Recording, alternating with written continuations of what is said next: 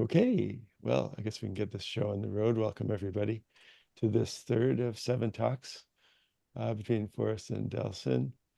And today the topic is tradition and innovation. So that's a rich topic, and I'll just hand it over to Forrest and Delson then. And maybe I can just kick it off by asking you, Forrest, uh, how do you define tradition in the context of meditation or anything else you'd like to say? Yeah, beautiful. We were just talking about John is in Japan, and we were talking a little bit about martial arts. And I've studied a few martial arts, and I just love them.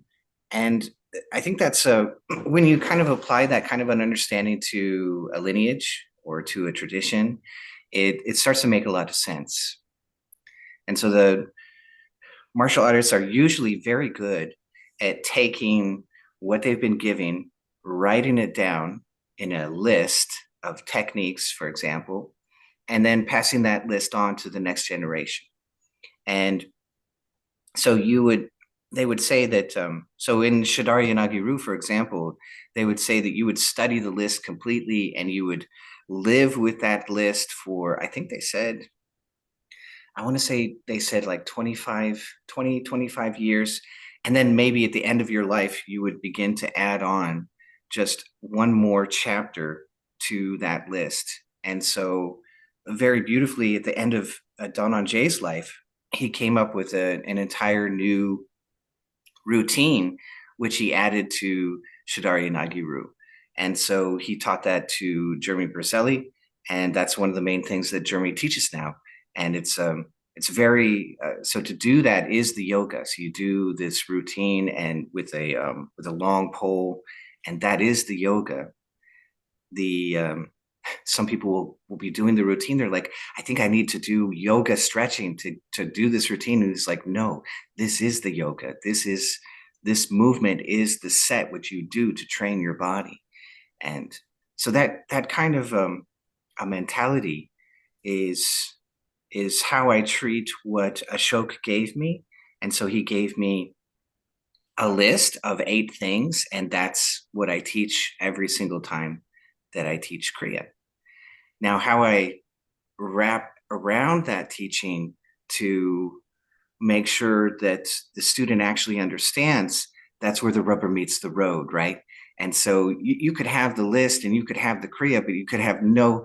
I think it's a lot like, I like to think of it like giving a car, so your kid, your teenage son grows up and you want to give them a car and you just hand them the car. You just, here's the car and the keys. And they go out and immediately and they crash it, right? So that wasn't smart. And so you have to sit there with the kid and go, this is the steering wheel, this is the clutch. Okay, here's this gear shift. You have to push the clutch and then you have to move the gear shift. And it's all these fine little things. And so what I have found works so well is to teach all the little pieces of the Kriya. And so people don't always realize it, but when they're watching my videos, they're learning little pieces of the Kriya. So HRV resonance, gigantic piece, which I've met people from other lineages where they're practicing 20, 40 years and they are not consistently getting into HRV resonance. And that's number one. So if you don't have that in any meditative system, you're missing the boat. There's just this ocean that you're missing from your meditation where you could make that so consistent that you can get into it every single time. You never fail. And that's now you're just, you're just a rocket going to the stars because you have the base of the pad. The rocket needs the pad. You got to have that pad to shoot the rocket, or it's God only knows where that rocket's going to go. And so that HRV resonance is the beginning. And so that's actually a piece of the Kriya. And so I'm giving out the little pieces so that when somebody finally comes to me and we talk about Kriya and I give you the list, it just all fits into place. and you've had all this time to get to know those pieces and to even perfect them.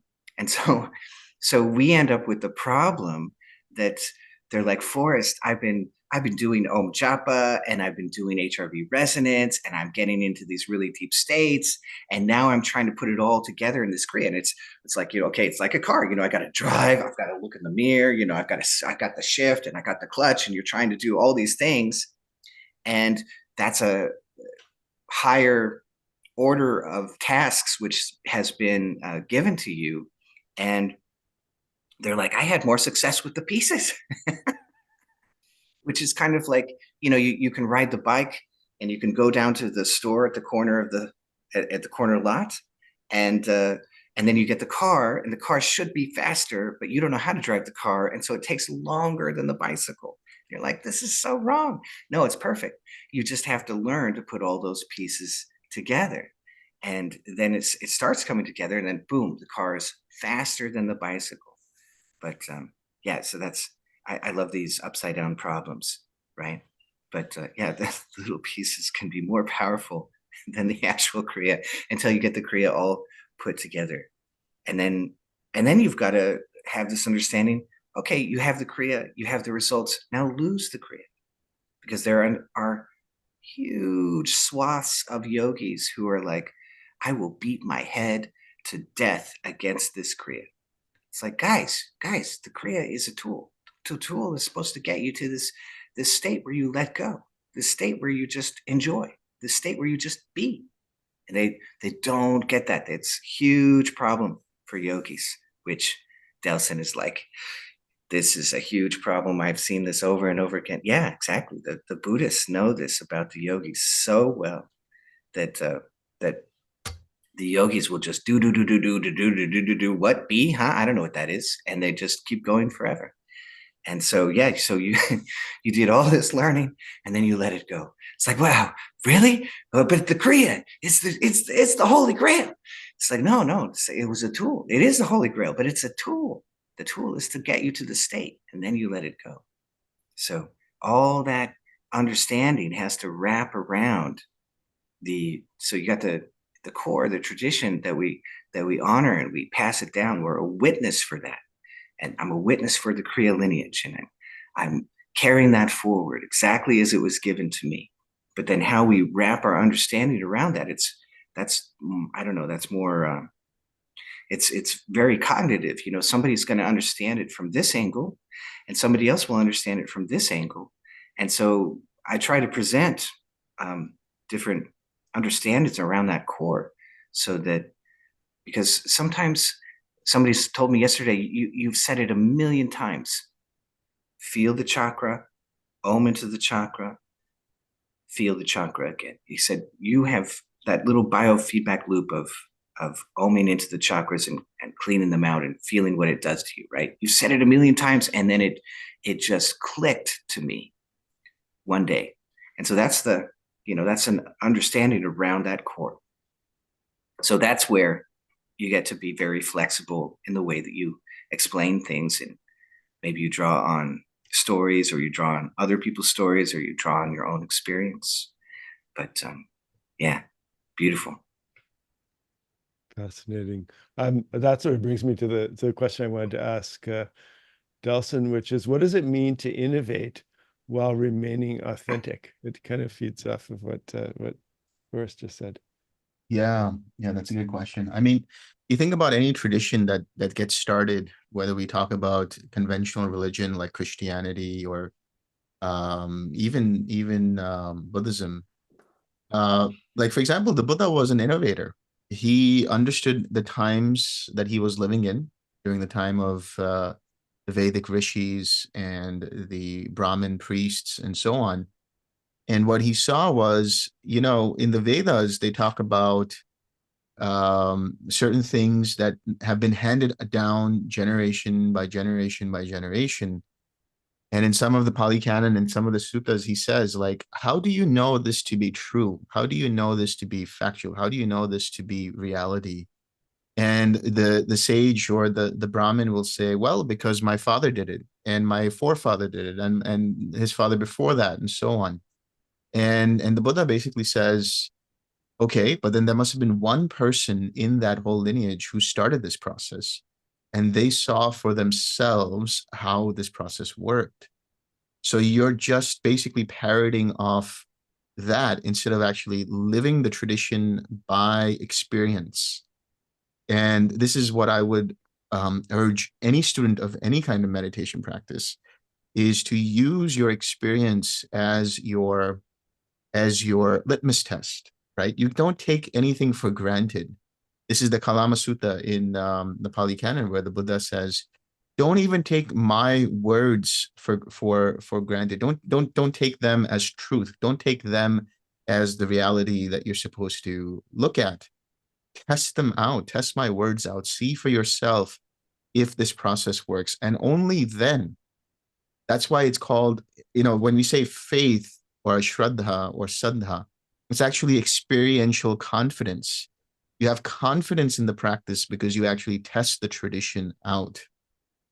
And I think when it comes to innovation, you can innovate insofar as what works for you, because there's always everybody's mindset, everybody's karma, everybody's experience of the jhanas, of the non-dual states, of the states of bliss and the paravasta. Generally speaking, there's a schema, right? When we think about the jhanas, there's like, this is what happens in this jhana, this is what happens in this jhana, this is what happens in this jhana. But for the most part, everybody's experience of that is subjective. So what I call bliss might be just joy for you. What you call joy might just be contentment for me, and it's like, we kind of point at these words, but as J. Krishnamurti would say, the word isn't the thing. The word isn't the experience itself. So when we talk about innovation, we're saying that, or to be innovative, is to test your experience out against the texts and understand if it's matching. And if it's matching, great. But you can always innovate for your own self. Maybe instead of going into the first jhana the way you do, because everybody else does it, you find that gratitude works. That gratitude is a great entry point for you. So use that, and that gets you faster in the first jhana. Or maybe you realize that actually experiencing infinite space is easier to do when you like kind of look at the edges of your body, right? So you have to be able to experiment. Experiment doesn't mean you do away with, whether if it's Kriya or Jhana, you do away with the instructions or you do away with the basic foundations. Once you have some level of experience with the foundation, then you can start to make little adjustments here and there. And that's the innovation part. And eventually, when you do become quite masterful in going into different jhanas and understanding dependent origination and understanding the mechanics of how the mind works, you can become a PhD level and contribute to the body of knowledge. That was the whole concept of the Abhidhamma. The Abhidhamma is essentially a PhD level understanding of what the Buddha was talking about, written by or conveyed by the arahats, the perfected ones, those who actually mastered the whole thing. And they were talking from their own experience that a mind moment is equal to so many moments, or this is what happens when you go into this particular state, or this is what happens when you go into this particular state of this particular jhana and how long that lasts. You could do all of that. You can have a lot of fun with it. You could jump around. You can go jhana jumping, jump from jhana 1 to jhana 4, jhana 4 to jhana 2, jhana 2 to jhana 5, And that's the innovation. That's the fun part of it. So, and I've always said this, and I've always thought this, and I've been beginning to say this, which is dogma has its place. And I think when we talk about dogma, we mistake that for tradition. Tradition is essentially the lineage that you follow, but dogma is all of the cultural and societal things that are just enmeshed in that have nothing to do with the actual practice. So if we can separate dogma from dharma, then you actually have something really great, right? And then from there, you're standing on the shoulders of giants. People who've done this before you, who've done this 1,000, 1,000,000 times before you. And then because you're standing on those shoulders, you can take that leap, you can jump, and then you can add to it from your own experience.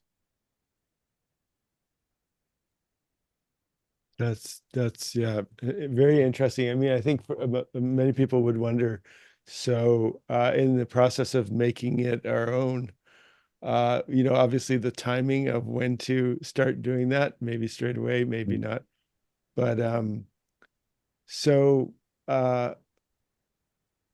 what aspects of tradition are then like important? How do you know what's important to preserve?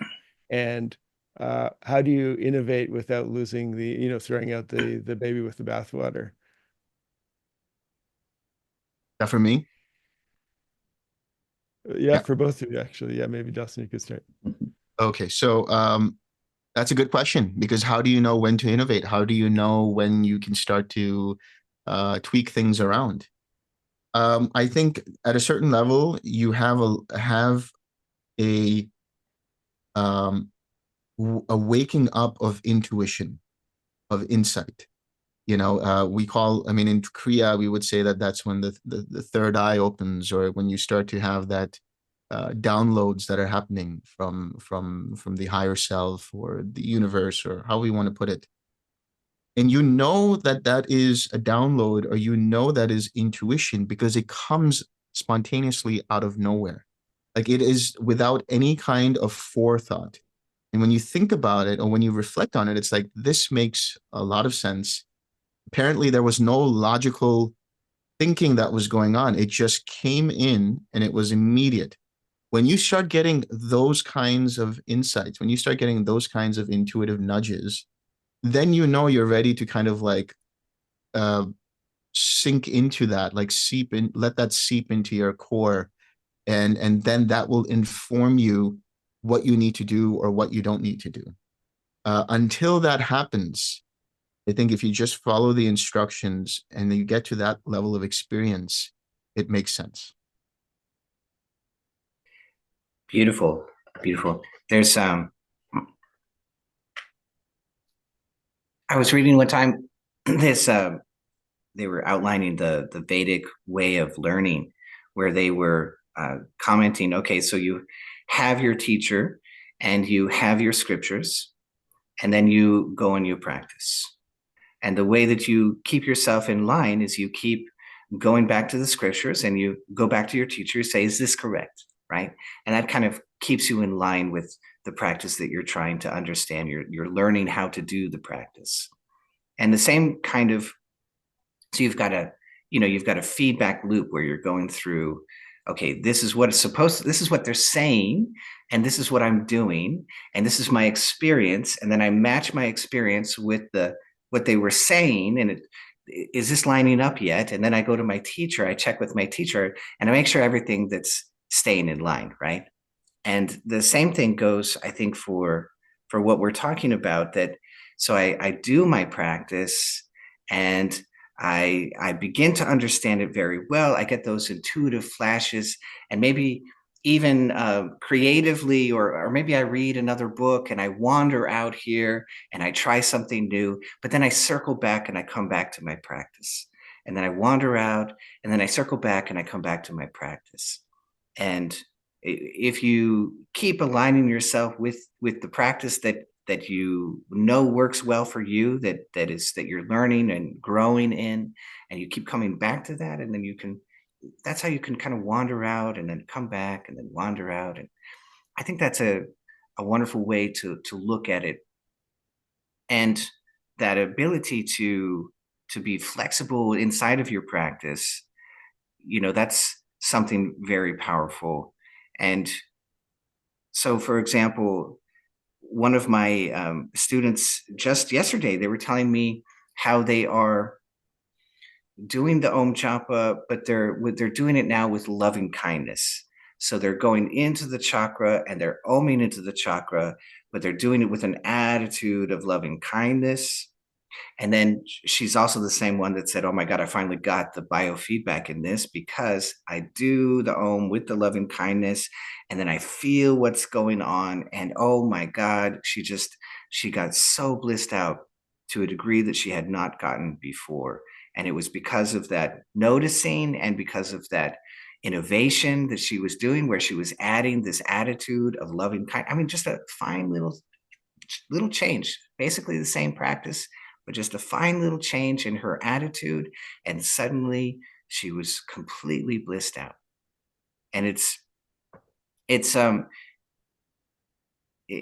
important to have that kind of open mentality, because if you're rigid, yogis often look for experiences, and they look at other people's experiences and they go, oh, I don't have that experience yet. And I was talking with a wonderful yogini, this was quite a while ago, and she goes, everybody's talking. She goes, I'm going to this group, and this one woman was talking about this gorgeous experience of seeing. She had a vision of the crown opening up on the top of her head. And she's like, I've never had anything like that. And I'm like, we're talking. I'm like, don't hunt for other people's experiences because you will miss your own experiences. And we're talking, and we're talking, we're talking. And she goes, oh yeah, I had this feeling like the top of my head was opening up. I'm like, that's it. That's the same bloody experience that you were looking for. You're telling me I don't have anything. That is exactly the same experience. She had it in the form of a vision. You had it in the form of a feeling. Can you see what a mistake it is to hunt for other people's experiences? And that's why you got to have that little bit of mental openness and that ability to like Delson was so beautifully saying, at some point somebody actually experienced this. Somebody actually set this up as a program because they thought it might help somebody else, or they did it for themselves and then they handed it to their family or other students. But it's the principles that have to guide you.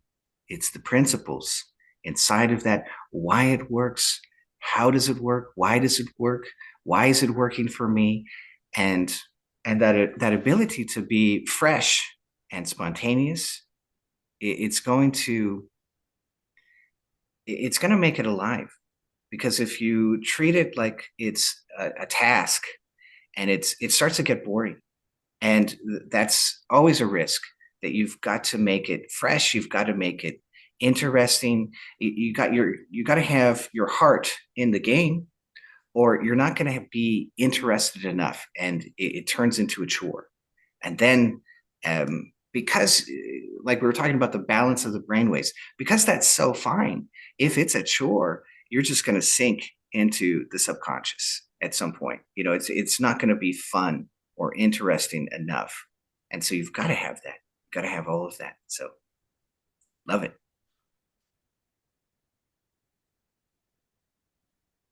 Great. Well, so that brings up an interesting question, just in terms of like it's quite clear, I think, that the innovation aspect is very appealing, and every generation is kind of moving the ball forward or adapting to make sense to that generation and the next, I guess. So, how do you do that without losing something vital that uh, you know, that say the traditionalists would insist is, by keeping everything just the way it is, you're preserving things that you may not even know are there, et cetera, right? And so I'm just curious how you both of you see, like, what's essential to keep and what's essential and what's open and possibly desirable to innovate on and change as time goes forward. Yeah, I don't know, Forrest, do you want to address that, and then maybe Delson? Sure. Well, I think that's the principles that you want to keep. And so all the little, the core principles that Ashok taught me are the things that I harp on the most, I believe. So the medulla, He told me about the medulla. He told me make the out breath longer. He told me clean. I mean, he told me clean a million times. Clean, clean, clean. We were doing a kriya with a double ohm, and I can hear his voice. You see how important it is to clean it out. Just get in there and clean it right out. And that was a huge, huge point for him. And so those are the things that I harp on the most. Let's see, the medulla, the chakra, that understanding of the chakra, that there's a doorway in the front of the nervous system, and then all the way to the back, there's the origin. And so those are the things that I harp on the most. And they were essential. They were absolutely essential to my understanding of Kriya. And so what I've done is kind of more translation, where I'm translating those things into physical, where they're taking place in the body, in the dorsal vagal, in the parasympathetic system, how that is working, where it is translating through the brain, what parts of the brain are being used, which parts of the brain are we accentuating, which parts of the brain are we shrinking, and that's kind of a translation job. Interestingly enough, Lahiri Baba, Lahiri Mashaya, was fluent in 11 languages. And he's the one that, and I don't think, and at least I don't know of, anybody who was taking apart the Bhagavad Gita as he was. So when he came along, he said, look, this guy that you're saying is a real person, this is actually one of your chakras. And Krishna, that's your brain. And so we're trying to get back to the brain, right? And it's that download, which is informing you what you ought to be doing on the battlefield of meditation, which is the war that was taking place, right? So it's all this gigantic metaphor. And so how did he crack that code? Well, I believe partly it was his ability to translate. I mean, 11 I can't even imagine 11 languages in my head. My God, I barely have 3. And so, and my Sanskrit is atrocious, right? But yeah, I believe that's why he was so good at it. And what I've done is I've translated the Kriya that was given to me by Ashok, and I've put it into medical terminology, and it makes it really, really accessible, which I love. But how do you make sure that you don't mess it up? Keep coming back to that original core list, and don't just have the list, but actually understand, why are we doing this? How does that work?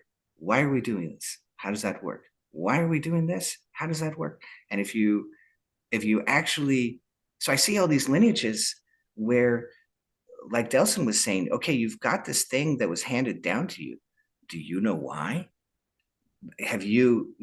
We were having a conversation about, a little knowledge is a dangerous thing. And what what Delson has obviously done, and what I've done is I went through all of it, and you get down to the bottom, and somewhere down close to the bottom, you really start to understand what's going on. But when you're at the top, you can't see why you're doing the things that you're doing. And so you have to, actively investigate that at least a hair, and listen to, what Delson is saying, what I am telling you, the HRV resonance. Why are we doing this? We're doing this to get into the parasympathetic system. Why are we doing that? We're doing that to quiet the body. Why are we quieting the body? Because it reflects back on the mind. Why do we want to quiet the mind? Because only in that space can you have the clarity to get into these really, really deep states. So every little piece that we're doing has a purpose. And if you have no clue about any of that, then you could just wander off into God knows what, and aliens, and and this and that, and it's all these side paths, which some people like that. It can be fun, but it's still a side path. And even in a tradition, you can have, oh my God, I went down so many side paths. I love this quote from the Buddha.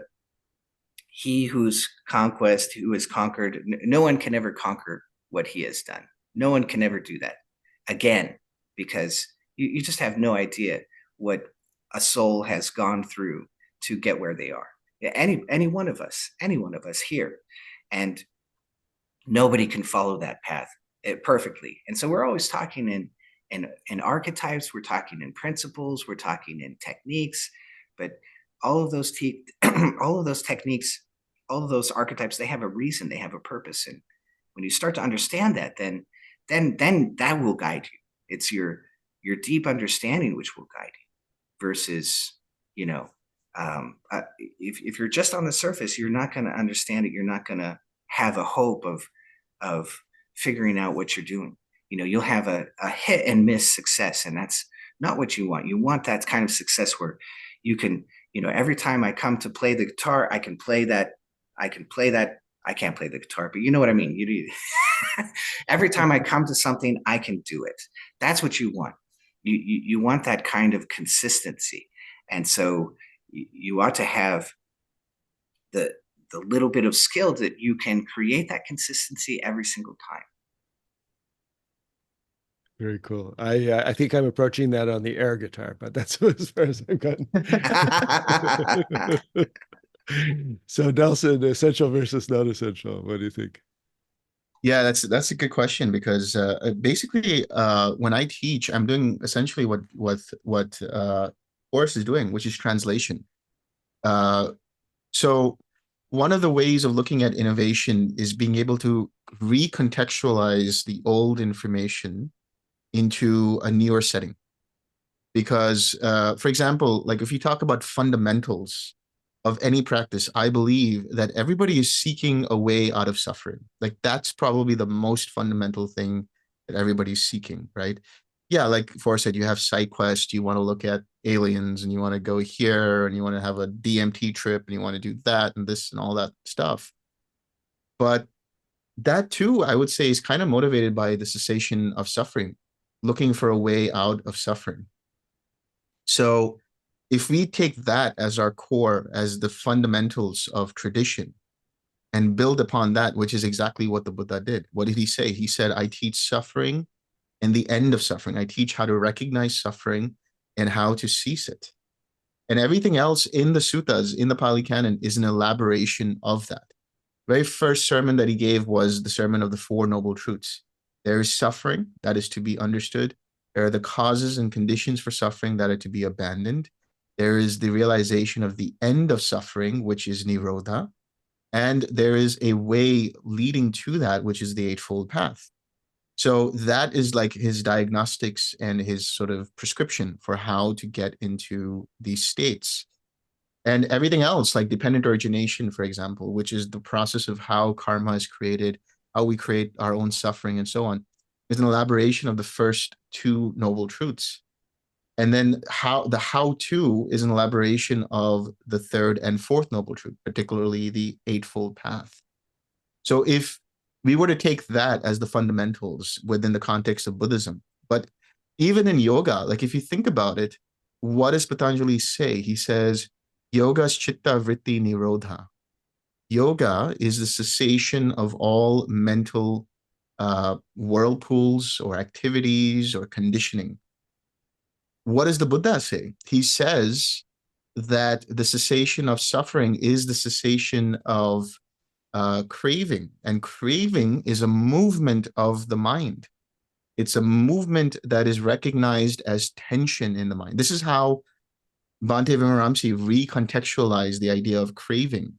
And now I take it forward by saying that craving is recognized not only as tightness and tension, but it has an obsessive quality to it. So every teacher, every practitioner will add their flavor of how they understand these things. And it is only for the benefit of easier understandability, right? So like if I tell you about dependent origination, and I say, okay, this is ignorance, this is formations, this is consciousness, this is mentality, material.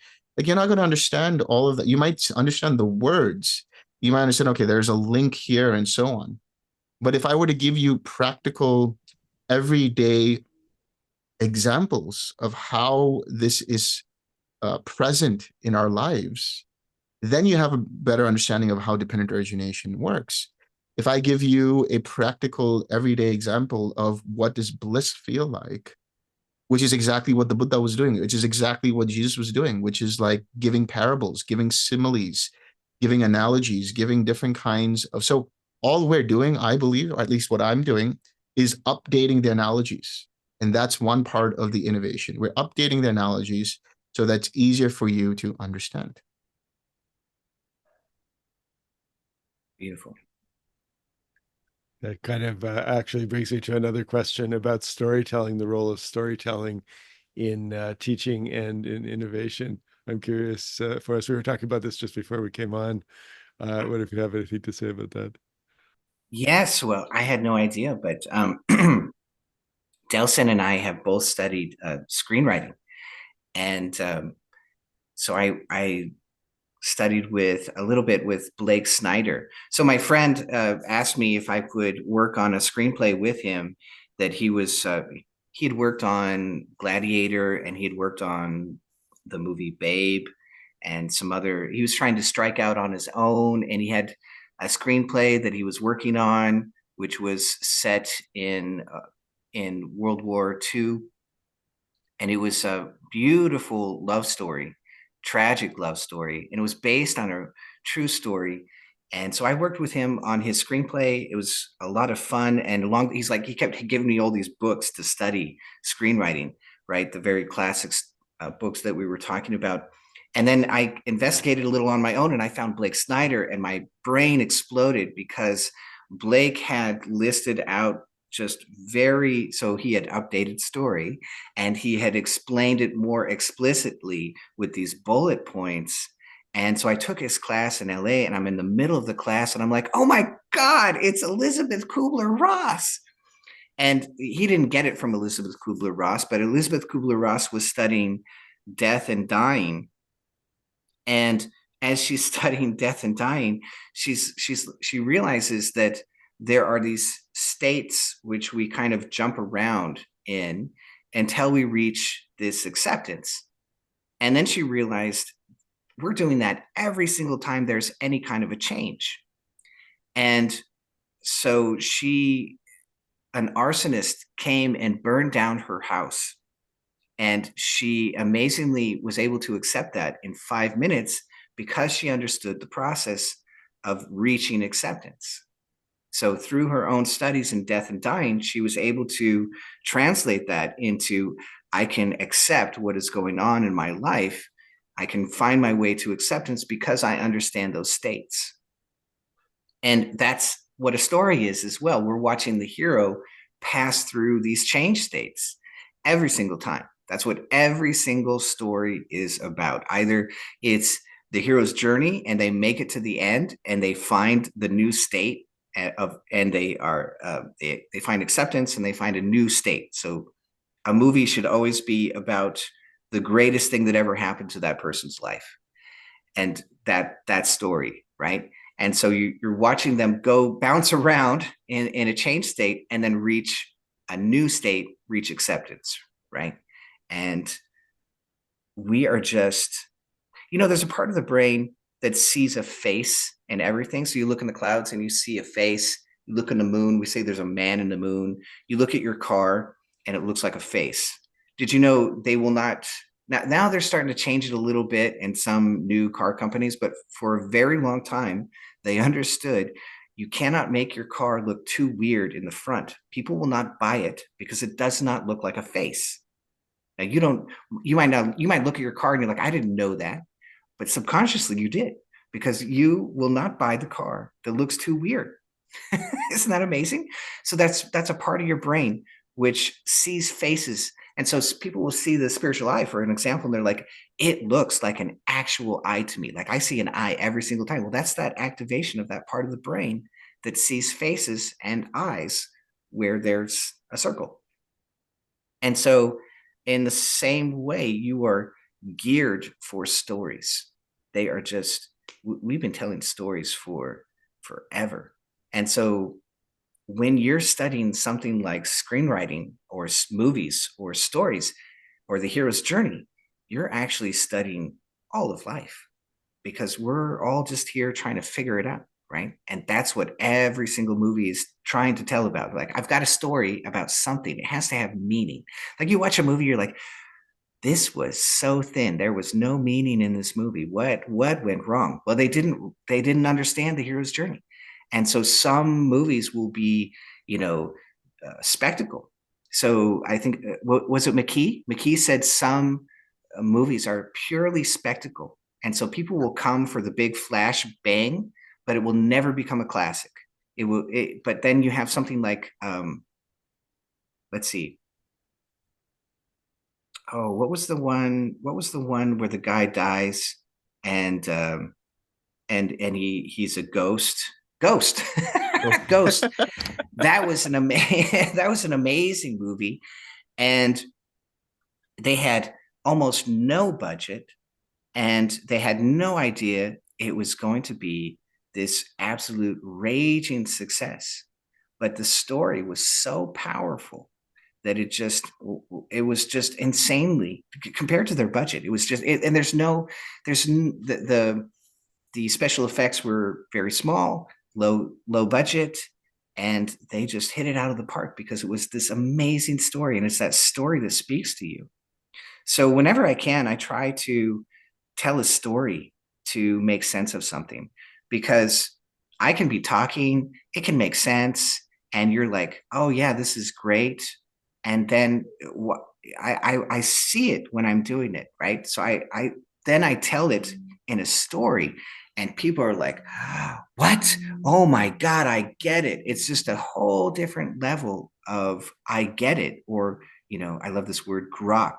When you tell a story and somebody hears how it happened through somebody else's life, you're now living through their life. And so our stories are kind of like gifts. Like, I went through this, and I'm going to give you the gift of the knowledge that I walked away with. And that we're just geared for that, just like that part of the brain that sees faces. And so it just amazingly speaks to us, whereas just, analytical, dry stuff, it's like every other yada yada yada that you hear, and then you hit a story and it's like, oh, I get it. So yeah, stories are just amazing. Now I'm tempted to try to bridge two or three questions at once here, because I see the whole idea of innovation is sort of like adjusting to changes across time through the generations. And then it's also across space, because I mean, both your traditions, these are traditions that have come out of Asia and are now being sort of globalized. And so there's a translation from, obviously, from the languages and also from the paradigms of the old Indian paradigms to newer, modern and possibly, North American or European or whatever we want to call that.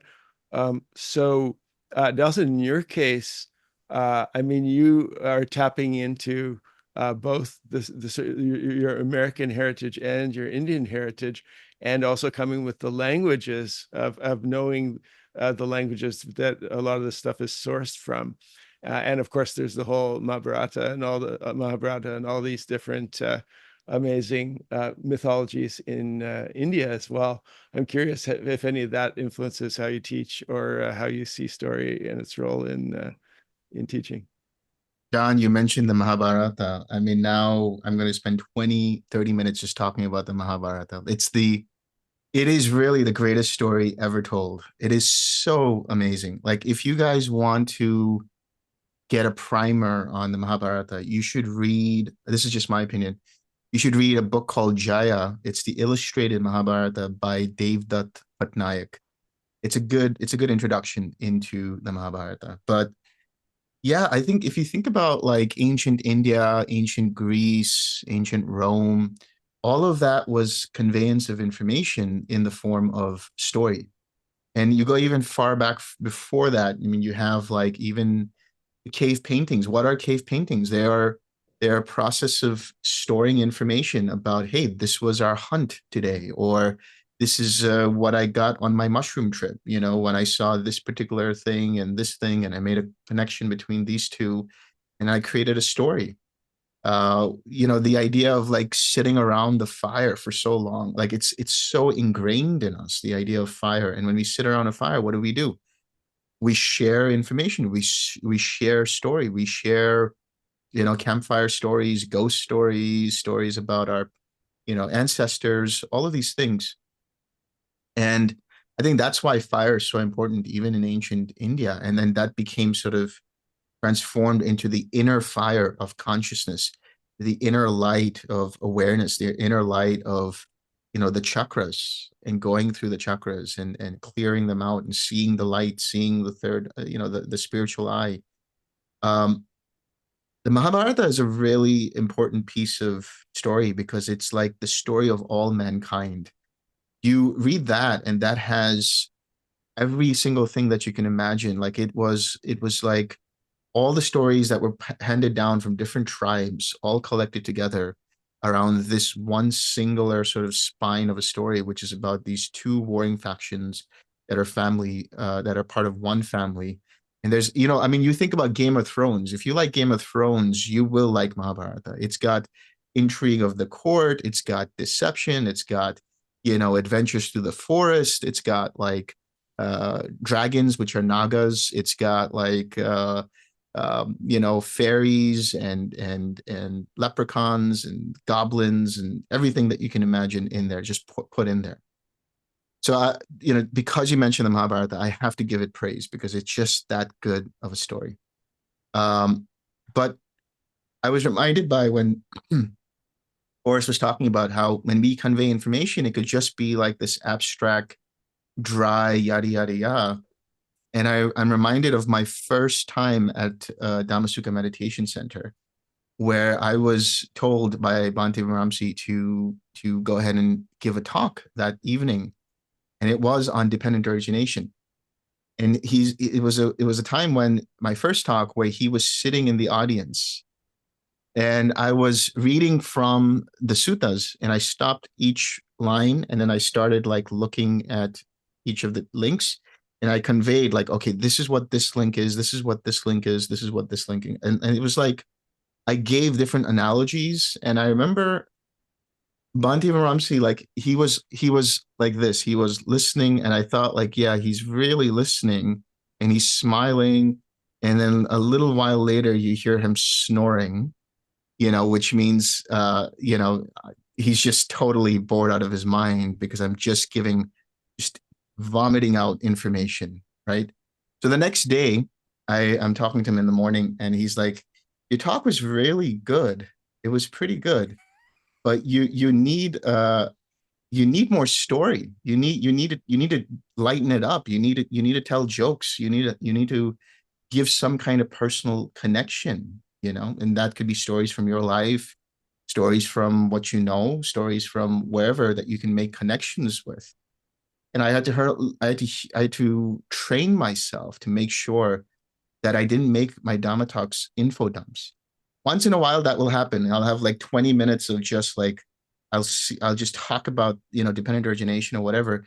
And then I'll see people's eyes glaze over, and I'm like, okay, now it's time to lighten up. Now it's time to like, tell a story or break the information in more digestible chunks. And so storytelling helps convey very important pieces of information. Like you think about the Vedas. The Vedas are essentially a collection of incantations and mantras and prayers and invocations to different deities and spirits and energies and on elements. But then nobody really reads the Vedas in India. Nobody even like knows anything about the Vedas. You don't see that in anybody's like tabernacle. You don't see that in anybody's like house. You'll see the Bhagavad Gita, because the Bhagavad Gita is a story. It's telling the story of this dialogue between Arjun and Krishna. And it's so powerful of a story. Which is actually embedded in the larger Mahabharata. Very interestingly enough, by the way, nobody keeps the Mahabharata at home. That's the traditional idea. Why? because if you keep the Mahabharata at home, you're going to have your own Mahabharata at home. That's the belief, right? So you don't want to keep that. You can keep the Bhagavad Gita, but not the Mahabharata.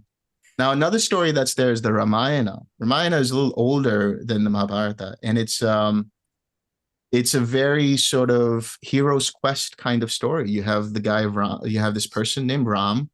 He's exiled into the forest with his wife and his brother. His wife gets kidnapped. So what does he do? He goes on an adventure to rescue his love. And there's a big climactic battle with the demon king Ravana and all of these things. But again, in that is embedded all of this information from the Vedas. So this is what was the beauty of the rishis. They took the Vedas and realized, okay, no one is actually going to be able to realize what is the essence of the Vedas. So what did they do? They created the Upanishads. But even the Upanishads has a little bit of story, but still it's just this information, and it's a distillation of the Vedas. And they said, okay, even that doesn't work. So what do? They create itihas, the epics. They create the Ramayana and they create the Mahabharata to distill all of that essence of information encoded in story, so that somebody with eyes to see and ears to hear the layers underneath the story can really tap into the true encoded information. That's what Lahiri Baba did with knowing the 11 different languages. The suttas, if you think about the suttas in the Pali Canon, they're basically discourses by the Buddha. But it depends on which part of the Pali Canon you're reading from. In any part of it, it could be a short dialogue between the Buddha and one of his disciples, or it could be a larger discourse. But in that larger discourse, the Buddha is using all kinds of imagery, all kinds of similes and metaphors to make sure that the information is digestible. Like, he doesn't just say, okay, in the first jhana, you have joy, you have bliss, you have thinking and examining thought. He talks about how jhana feels like this fountain of water, right? Rushing water, which is the joy that you feel in the body. He doesn't say that the second jhana is just like, okay, now the thinking and examining thought goes away and you have more self-confidence. He talks about the lotus reed and through which the water goes up, so it's more centralized. He's using different kinds of imagery to convey the feeling of these experiences. And okay, so you talked about languages, like you asked about languages, Sanskrit and Pali. Sanskrit is such an interesting language because it can convey so much information in very little, just one line. Like, you think about the Yoga Sutras, you can read the Yoga Sutras from the beginning to the end in the original Sanskrit, in the original meter, in about 13 or 14 minutes. It's that compact, it's that terse. And yet there's so many commentaries written on the Yoga Sutras. In fact, they joke around. They say that if you want to be a master yogi, there's two commentaries you have to write. One is on the Bhagavad Gita and the other is on the Yoga Sutras, right? So Patanjali, the story behind Patanjali. Okay, here's another story within a story. The story of Patanjali is very interesting. Patanjali, Pata means leaf. Anjali means to give, like it's like this, Anjali Mudra, it's to give. And he's known to be half human and half Naga. And so the Nagas are these hyper intelligent beings that some people call reptilians or whatever you want to call them. But they're essentially these different kinds of beings. He's half man or half human and half this other humanoid. And the story goes is he was watching Vishnu doing these kinds of breathing practices, probably Kriya Yoga. And he's asking Vishnu, what are you doing? So this is not Patanjali. This is Sheshnag, the guy who sits the big snake that Vishnu is sitting on or sleeping on. And he asks him, what are you doing? What's that breathing practice that you're doing? He says, oh, I learned this from Shiva. So he says, can I learn? He says, go to Shiva and he'll tell you. He goes to Shiva and Shiva tells him, yeah, sure, I'll show you. And Sheshanag says, there are all these humans down there.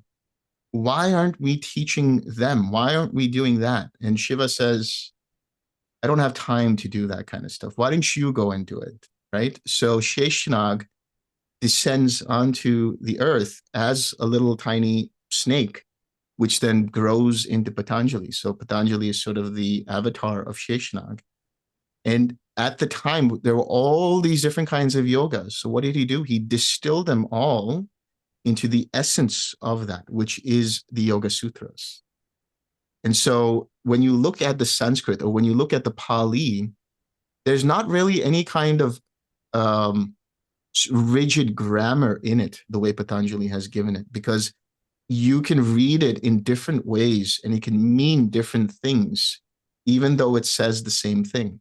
And so a person, as they get deeper and deeper into their practice, whether it's the Pali Canon, whether it's the Yoga Sutras, or whether it's the Bible or Kabbalah or anything, as you get more engrossed in your practice, it unlocks deeper layers of information. So you start with the story as an inspiration for your practice. And then you do the practice. And as you get deeper in the practice, you start becoming a master of the texts because you're starting to understand what they're actually saying. It's like anybody who listened to a Dhamma talk, anybody who listens to me speak, giving instruction on one of the suttas or dependent origination, will say every time I go back and listen to that particular talk, I'm learning something new, even though you're saying the same thing. Why? Because they're practicing consistently so that it unlocks deeper layers of their mind. Fascinating. I feel like we have a real fireside chat going here. Even without the fire, we've got the tales around the fire happening.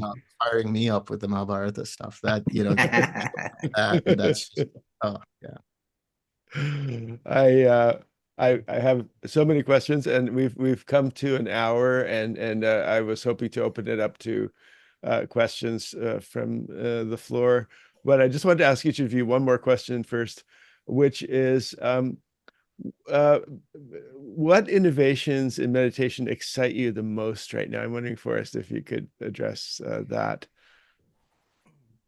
Yeah, I think I told this last time, so forgive me for repeating. But I was doing my third training on, using the progression from Anna Wise to get to know your own subconscious, because Delson, you really liked that. I remember that was very cool.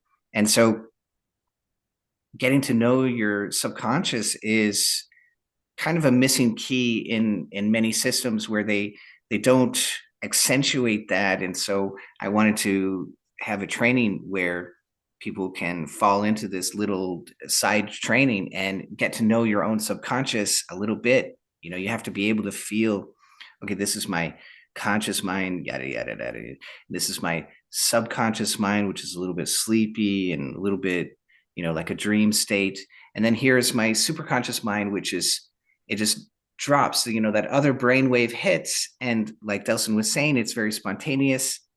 And that's how you can begin to, recognize different states within yourself. So that's why I was doing that. But so I'm in the middle of that and I'm filming, and it just, sometimes you're in a flow state and things are just coming through very, very naturally. Everything's, and I start saying, I'm watching myself say it, and it's really only three things. And I'm saying that, I'm like, oh my God, it's only three things. And I just, I think I that blew my mind for like a month or two, that really it's just, well, everything that we're trying to do in all meditation, but in Kriya Yoga, it's just the dorsal vagal, which is the low idle state. The Om Japa in the chakras, that's the dorsal vagal that you're working on. And then you're getting into bliss, the bliss of the left amygdala. And then you're getting into expansion, which is the right hippocampus. And those three things So this is all core Kriya. This is not, it's not me coming up with something new. This is core Kriya. This is exactly what the old yogis were saying. They would say, look, you got into expansion, you went into this huge state. Did you have Ananda? And the yogi would be like, no, there was no Ananda. Okay, keep going, because there's more. And how do they know that? Because somebody went in front of them, those great souls that were standing on their shoulders, excuse me. And so that's how they know, right? And so they're passing that down. But anyway, so I'm like, oh my God, it's only three things. And that's all the way into the non-dual state, all the way. So the whole thing, you can boil it down. And so now it's just, I don't have to know all of this. I mean, it's good. It's good to know all of that, right? It's a hero's journey in itself just to learn all these things, right? But I can boil it all the way down and just understand it like Patanjali, very tersely, right? Just give me the brass tacks. How is this actually working? And it just blew my mind. It's really only those three things. And that includes all seven of the Kriya. It includes everything. It includes all the jhanas, because you're using the deep brain to do that. You're using the right hippocampus. You're using the left amygdala.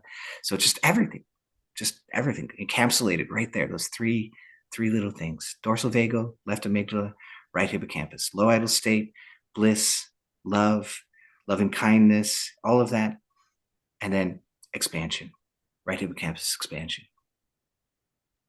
Beautiful. Thank you. Delson, what innovations excite you the most right now? Oh, this is a good question. I mean, when you think about innovations externally, I think there's a few things that are happening with regards to, like research, actual neuroscience application of the jhanas and cessation and nirodha and all of these things. I did I think I said last time I did a couple of research. I was part of a couple of research programs. One was at the university in Amsterdam, and another one was Mass Gen Hospital in conjunction, I think, with Harvard. And they really are helping to, I think, it's helpful insofar as inspiring the scientific community to take a real hard look into the benefits of meditation, not just for its therapeutic benefits, but actual perceptual and deep brain work benefits that actually have an effect on the deeper aspects of the brain. Because that's really, to me, a beautiful thing about this practice is we talked a little bit about that with neuroscience, the neuroplasticity. The fact is that every time you meditate and every time you're able to let go a little longer, a little deeper, every time you're able to go even slightly deeper, you are making incremental changes, not only to the mind, but I believe on a physical level to the brain. And it would be interesting to see that over a period of time through some kind of neuroscience research. Now, coming into the internal world of meditation itself, I like to create different kinds of guided meditations based on what I read in the suttas. And everybody has their own interpretation of that. For me, one of the most powerful meditations that people have experienced is what's known as the five aggregates. And it's a very interesting thing, because what it's doing is it takes you through the jhanas. It takes you through that space of, like, expansion, but then it takes you back into a state of logic and incisiveness, where you're deeply dissecting each component of experience, and you're letting go of these components of experience. It's like, if anybody knows self-inquiry or Vedantic practice, it's the neti neti, not this, not this. This is not me, this is not mine, this is not myself. That's the core, I think, of any practice that lets you let go on a very deep level. And that is my specific entry point into getting into Nirodha, into letting go and experiencing the total cessation of all perception, feeling, and consciousness. So I think if we become more open to what's out there, not just with Kriya, not just with Theravada Buddhism, but looking at Kashmir Shaivism, looking at Tibetan Buddhism, looking at other things where you can start to use and utilize those aspects. Like, another book that I would suggest for the people who are practicing is Progressive Stages of Meditation on Emptiness. This is a beautiful book because it's taking you through the true understanding of what shunyata is. Everybody thinks shunyata is the great void, it's the great nothingness. To an extent, yes, that's one aspect of it. But the second aspect is the emptiness of the small self, the emptiness of the ego, realizing that everything that we're experiencing here is determined by how the ego perceives and takes in reality. And when you cut through the ego using these techniques, you get into that larger field of seeing things as they actually are and entering these very, very deep states of non-duality and what's known as emptiness. I think that's one of the best innovations that has actually been handed down through traditions. Whether we talk about the Pali Canon, where it talks about the emptiness of the world and anatta or anatman, that which is not self, or we talk about the Mahayana practice of emptiness as shunyata and experiencing emptiness through the dissecting of the five aggregates, through the different layers of consciousness, through the sense bases and things like this. If you look at that, like that to me is what excites me. Great, thank you very much. So, and with that, I'll open it up to questions. So I would just ask, it's kind of my duty to ask that, first of all, questions pertain to the topic at hand. Those get priority. And then also that if you're asking your question, please make sure that the first statement, the first sentence out of your mouth includes your question, just so that we so that we can keep the thing on topic and avoid soliloquies. So I'll go in the order that I see people here. So that would be Harry's iPhone is first.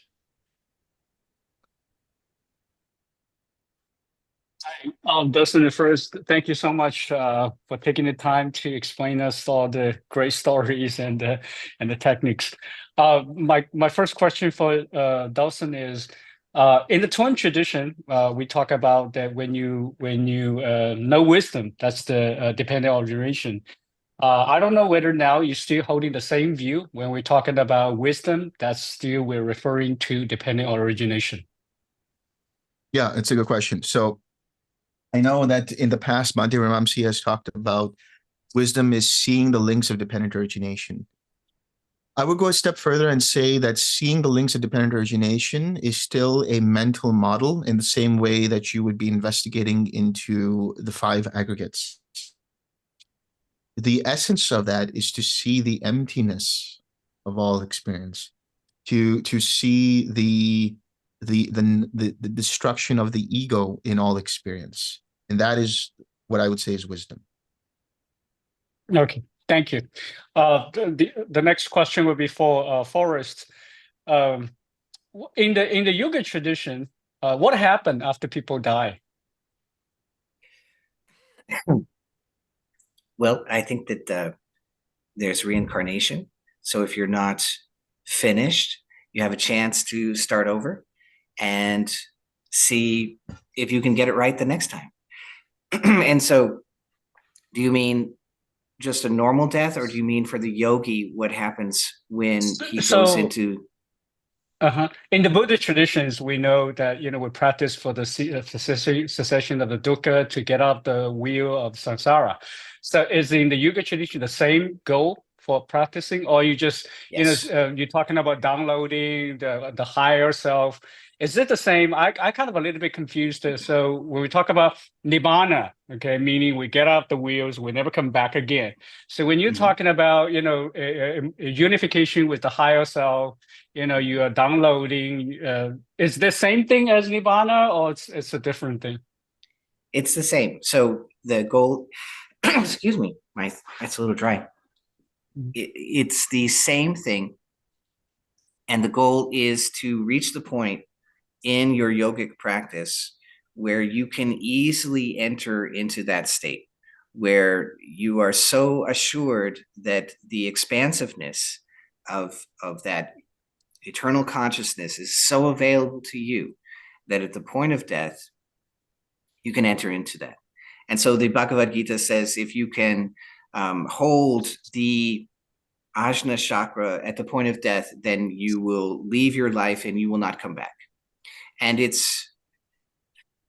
that's a bit too simple. And so the deeper understanding of that is the state which is available in the Ajna chakra. The Ajna chakra is deep in the brain, right? And so you've come up the tree of life, your spine, and you stay in that expansive state. And when you are able to enter into those very, very deep absorptions and non-dual state, and you can do that with ease, then you know that you can stay there.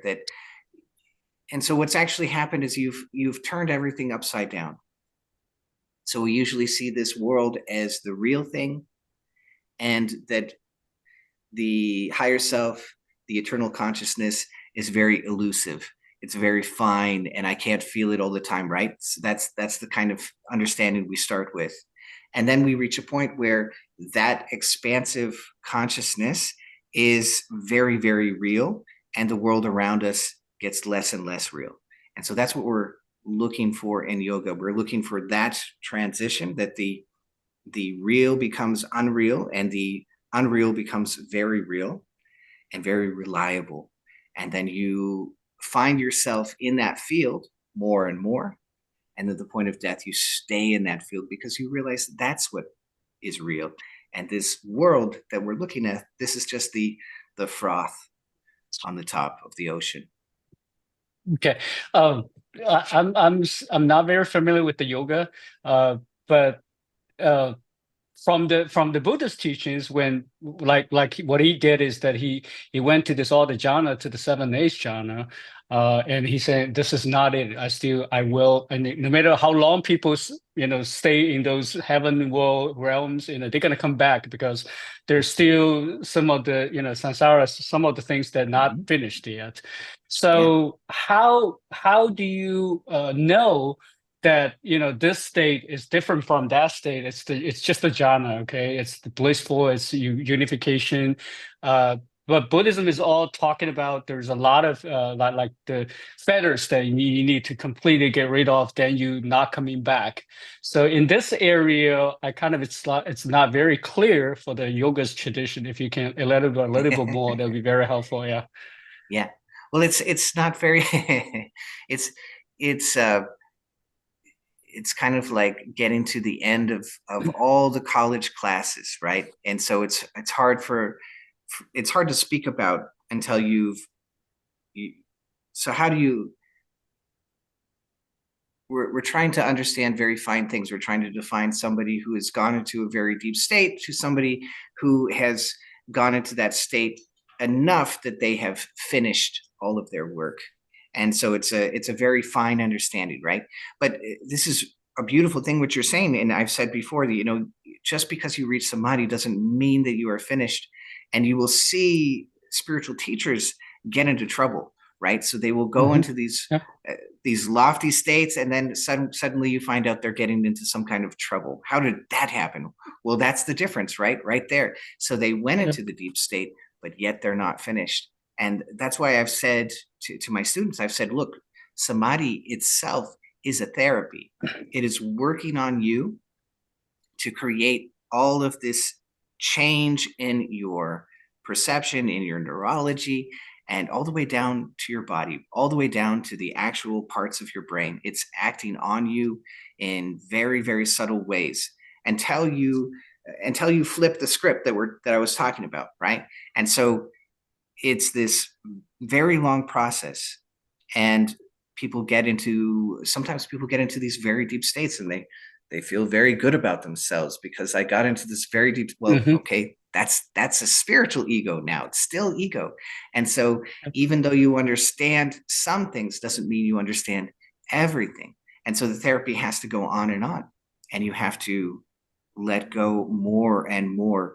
And when you start to see just how unreal the world is, then you start to naturally step back and detach yourself from it. I was speaking with a yogini, and she goes, you know, the things that I used to care about, I'm caring about them less. Like I'm less involved. Like more and more, I'm just stepping back and I'm just watching. And so that's that slow creeping of the meter where you get to this other side and yeah. So how do you know when you're done?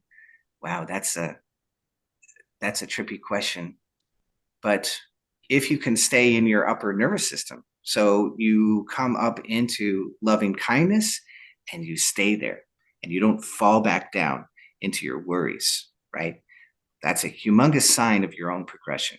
If you could actually stay in the region of your upper nervous system, that you come up into loving kindness, you come up into compassion, you come up into joy, you come up into equanimity, and you don't just taste it once and then fall back down, which is natural. That's a natural thing that we come up, we taste it, we fall back down. We come up, we taste it, we fall back down. That's natural. That's okay.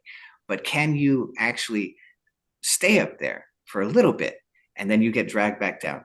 And so Brother Premimoy, he used to tell the young monks, he said, first your life is going to be like this huge up and down. So when you're up, you're actually letting go, right? And when you're back down, you've somehow attached yourself to the world again. And so you come up and you come down, you come up, you come down. And then he says it's moderate. And then it gets small and smaller. And then it gets so small, you can't see it, but that person will experience the up and the down. And that's that little bit of, oh, I started to get attached. Oh, no, I'm not going to do it. Oh, I started to fall down. No. I'm going to stay up here in the loving kindness. So that's that back and forth.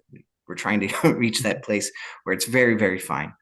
And I kind of danced all over the place. I don't know if I answered it. I don't know if it's quite perfectly answerable. It's part of your own journey, but but the whole thing is a therapy, and you're just over and over again treating yourself with this therapy until you reach that finer and finer place. Great, Okay. thanks. Yeah. So yeah.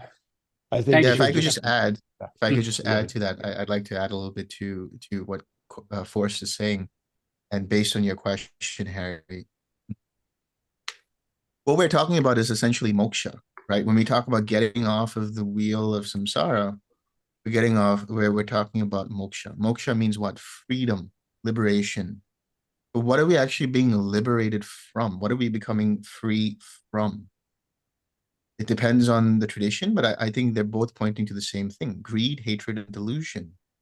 We're letting go of the mind getting obsessed by this world, getting obsessed by, attachment to ego, getting obsessed by uh, hatred, which means what? The desire to harm.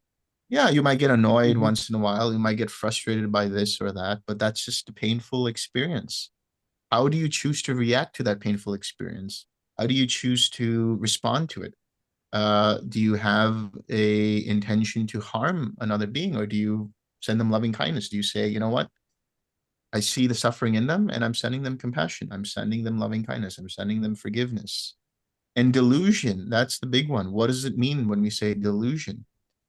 Taking this world to be real, taking this world, which is nothing more than a projection of our mind, which is in itself conditioned by karma, as real.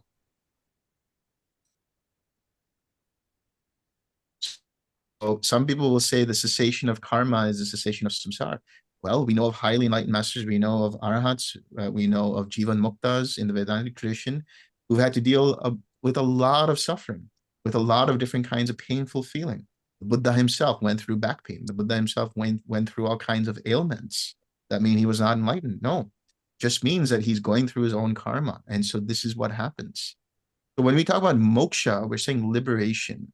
So what are we liberating ourselves from? We're liberating ourselves from this world. And how do you define this world? This world is it's a circus show. It's a it's a huge show that is basically the matrix of your senses. And the more you get attached to your senses, the more you take that as me, mine, or myself, the more deluded you become, the more deluded you are. But the more you're free from it and you realize, oh, you're no longer mistaking the vessel for the essence. Yeah. You understand what the essence is, and you let go of the vessel. You use the vessel for what is required for transactional purposes. But the essence, call it Brahman, you call it Atman, you call it Nibbana, you call it whatever you want to call it, which is the substrate from everything else that exists. You connect to that, then there's no difference between you living here and now and when you pass on, because the steady state of that awareness continues on in the mind. And that's what Forrest was referring to in the Bhagavad Gita, where Krishna is saying that those who continue to stay in the spiritual eye, they will be no longer reborn. They will be free. Why? Because of the continual practice of doing that. You can't just say, I'm going to kill people, I'm going to steal, I'm going to lie, I'm going to deceive people, and then in the end, I just focus on the spiritual eye and everything will be hunky-dory. No, that's not the way it works. Yeah, that means that you have to have some level of practice, whether it's ethics. And we're not doing ethics because of some big moral judge. We're doing ethics because it actually alleviates the suffering in the mind. It actually tempers the mind. It calms the mind down. And as we do this, our mind becomes more collected. And as our mind becomes more collected, it goes into samadhi. As it has more samadhi, it then it's easier for it to get into those states of liberation, into those preview glimpses of what happens on the other side. The more you do this, then automatically you're going to be thinking about spiritual eye. Automatically you're going to go into those states because your mind is so conditioned to do so, for lack of a better word. If somebody was highly unethical, what's going to happen to them when they pass on? All of the regret, all of the remorse, all of the memories of those experiences come up. And so they say that leads them to a lower realm. That doesn't matter if they go into a lower realm or not after the end of their life.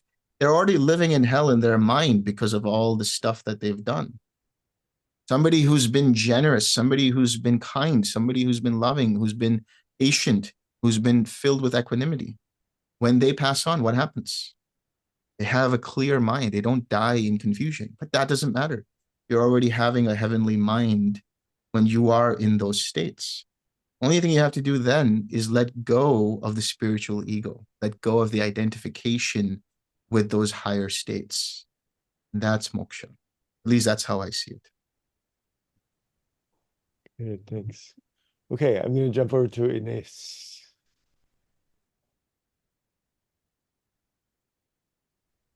Thank you, John. I did not expect to be next, but thank you very much for giving me the word.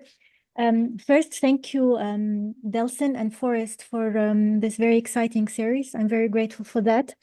My question is to align actually both tradition, the yogic traditions and the Buddhist traditions regarding the term soul. And I would like to really ask Forrest first, what's his definition of soul? And then both Delson and Forrest about what happened exactly after when we die. What is exactly the part of the mind that keeps on going? And I'm asking that because in the Buddhist tradition, we have anatta, basically not self or not soul. So Yeah. I just would like to align both tradition and see like what is exactly that part of the mind that maybe the yogi calls soul. And my guess is that it's the pure awareness veiled with the samskaras and tendencies and defilements, but I don't know. I would very much appreciate your clarification. Beautiful, beautiful question. And so one of the most fun questions that I've gotten as a teacher is, Forrest, why are we heading towards samadhi? and coming from, this huge, having a monastic life and going through all of the yoga, and then I'm teaching the yoga and this is how it really works, and isn't it amazing? And then somebody goes, oh, but why are we going towards samadhi? And it's it was such a natural, spontaneous, very, very great question. And well, the reason we're going towards samadhi in meditation is that we want to figure out what we actually are. That's what the yogis are trying to answer. It's like, what are you really? And so if you think about your life, you think about your past, you think about your present, you think about your future, you think about the story of your life, you think about the world and all its worries and all its cares and all the things that you have to do, all your humongous to-do list in your life, and all of the trauma that you've been through in your life. Everybody has a difficult life. They say everybody's fighting a battle and you don't know it, right? And it's so we all go through these things, and you take all of that and then you just delete it. And what's left? Well, it's just your consciousness. You're just watching. You're just there. You're just watching the show, right? That's the only thing which is left. And that's what you actually are. So if you want to call it a soul, you want to call it Atman, whatever you want to call it, that's you. And then you realize, that is part of that is it. Like, we're all part of that. And you have an individual window into that, but that is it. That is all there is. So here's an interesting thing, that everything that you are experiencing is based on your consciousness. So you say that this world is real, this is real, and the wall is real, and the roof is real, and the chair I'm sitting in, we say it's real, but I only know it's there because I'm conscious. So everything that everybody is talking about is conscious. It is based on your consciousness. So that's the one thing which is actually real, is your consciousness, because your perception of what is happening around you will fluctuate depending on where you're at. You're in a good mood, oh, everything's great. You're in a bad mood, oh, everything is horrible. The world didn't change, you changed. And the world changed because of your perception. And so it's all consciousness. And then you're asking about, samskaras. That's not the soul. You do carry them forward because you're holding on to them, right? There's a part of you inside of you which is holding on to those things. And then a lot of times we look at our personality, we say, oh, that's the part that's actually part of my soul, and I'm going to carry that forward.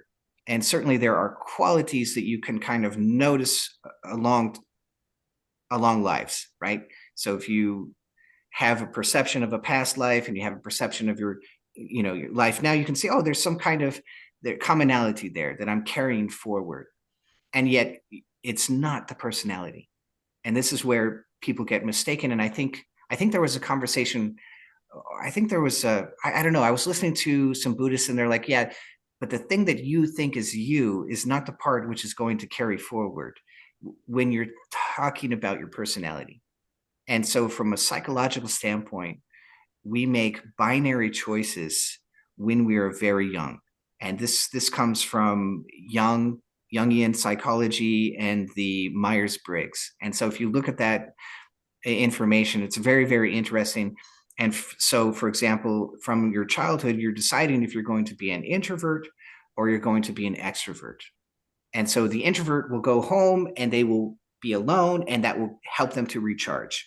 And the extrovert actually goes out and talks with their friends and has fun, and they're in the front of their nervous system, and that recharges them. And that's where the introvert can go out and hang out with friends in the same way, and it will absolutely drain them. So that's a binary choice that you make as a child. So that is not your soul. that's just very, very surface to your experience. That's a program that you are running from your childhood, and you've associated with it so long that you believe it's part of you, until you start getting very, very deep into the meditation. You realize, oh, that's not me at all. That's just a part of the programming. That's just part of the mask. That's part of the show. It has nothing to do with just being the seer, right? And that's why they call the sages seers, because they've reached that point where I'm just this consciousness which is seen. So that would be the definition from a yogic standpoint. Thank you. So we all have one soul. I mean, there is one soul shared by everybody then, because You could say, yeah, the consciousness that you are using is part of the consciousness that everybody is using. You could see it that way, right? And yeah. Okay, so it's pure consciousness then, like, right? Yeah. Correct. Pure consciousness. Okay. And So yeah, go ahead. yeah, Go ahead. just wanted to get back to Delson, so to you. So. Yeah, so in Buddhism, they talk about the bhavanga chitta, which is when you think about what that means, bhavanga chitta. Chitta is consciousness. Chitta is the awareness, and bhava is to become, is to initiate, is like all the tendencies that are there. So that's the samskara. And the anga, so it's like a stream of consciousness that goes forward. And then when we think about from one lifetime to one lifetime, now this is assuming that Forrest and I have died before, because who knows, it could just be our first life and we're just speculating here. Yeah. But as far as we're aware, and we understand from the texts and intuition and, looking into all of these things, one life to the next, there is a connecting thing that happens. And that's exactly what he's talking about, which is the desire for something or the recoil from something. That is to say, the attachment or the aversion or the identification with that thing is what propels the samskaras to go forward into a next life. And the thing that helps propel it is this layer of consciousness within the Buddhist understanding that goes from one life to the next life. And it's like a delivery vehicle. It takes all of that, and the samskaras are a pure match for the genetic material of the mother and the father. And you need three things according to the Buddha. You need the mother and the father. You need the ovum and the sperm. And once it's fertilized, you need the Gandharva, which is the consciousness that descends in. These three create life. This is found in Majjhima Nikaya 38, if anybody wants to check that out. But in any case, this is what creates life in the next life, and it's a delivery system for the samskaras. Now that fades away, and those samskaras continue to evolve, they're not static, they continue to change based on the input of the senses, based on how the mind interprets reality and what it chooses as its favorites and what it chooses as, I don't like this and I don't like that. Now, this is also on a more larger scale as well, between the iteration of one universe and the next universe. That is to say, when one universe begins, it's the vibration of something that comes up, some kind of virtual particle that has some vibration of attachment, that is attraction, or repulsion. And that starts the chain reaction of all of creation. But underlying all of that is level zero, which what I would interpret as level zero, which is the complete stillness of the Nibbana Dhatu, the Nirvana element. That is like universal consciousness, and every being, so-called being, that experiences it in their own mind is tapping into that Nibbana element. And so once they tap into it, they understand, that's what it is. And as they continue to experience it in greater degrees, it becomes their lived experience every day. And that's what's known as the perfected one, the one who's fully awakened, the Arahat. And that's why when the Arahat passes on, it's understood that their consciousness doesn't go out anymore, because there are no samskaras that the mind hangs onto. And so what happens to the mind of the Arahat? What happens to that? It's nothing. Nothing happens, because it's undefinable. It's like dividing by zero. You cannot define it. You cannot define the underlying strata, the substrate. You can't define that. It's known through intuition, known through direct experience, not when seeing it, but as a reflection of it. Your mind reflects the Atman, if you want to call it. The mind reflects the Nibbana element, if you want to call it that. And it understands, oh, I went somewhere. I, which is the small ego, the I, went somewhere and understood it. But it cannot be directly known until all samskaras are refined, and what happens there is the mind becomes completely clear. And in becoming completely clear, now you actually have a good view of the moon. The moon, actually today is a full moon, by the way. You have a clear perception of the moon. Even then, you're not seeing the moon. You're seeing the reflection of the moon when the mind is clear. So I went all over the place. I don't know if that answers anything. Yes, just one question. Thank you, by the way. Thank you very much. So in this case, when the samskaras are purified, is the mind in this case equated to pure consciousness? Is it the same thing, or is it something else rather than pure consciousness? The mind. It is. So actually the nature of mind is already pure consciousness. Okay. In the same way, the nature of the lake is to be still. But because of mud and because of debris and because of shaking around, there is the taking of those vibrations and those waves as mind. But as soon as the mind is still, that is the true nature of mind. You can call it pure consciousness, you can call it whatever it is, but that's the true. That's what the Buddha called luminous mind, the prabhasara chitta, the luminous mind. And what he says, it's very interesting what he says in there. He says, the prabhasara chitta, the mind is naturally luminous, but due to adventitious defilements, the mind becomes obscured. What does that mean, adventitious defilements? It means defilements that are not inherent to the mind. So he's saying the mind is naturally pure. The mind is naturally pure awareness, pure consciousness. Then last question, is it correct to say that the more we abide in the nature of mind, like in the stillness, the more these samskaras are purified, basically? So the more we abide in the nature of the mind, the more we purify until like final liberation or total purification of the samskaras. To an extent, you can say that insofar as because those samskaras are not being agitated, that through lack of activity, they atrophy and they just fall apart. Yeah. Okay. Thank you. Thank you so much, Delson and Forrest. Thanks. Great, thank you. So Virgil, thank you for your patience.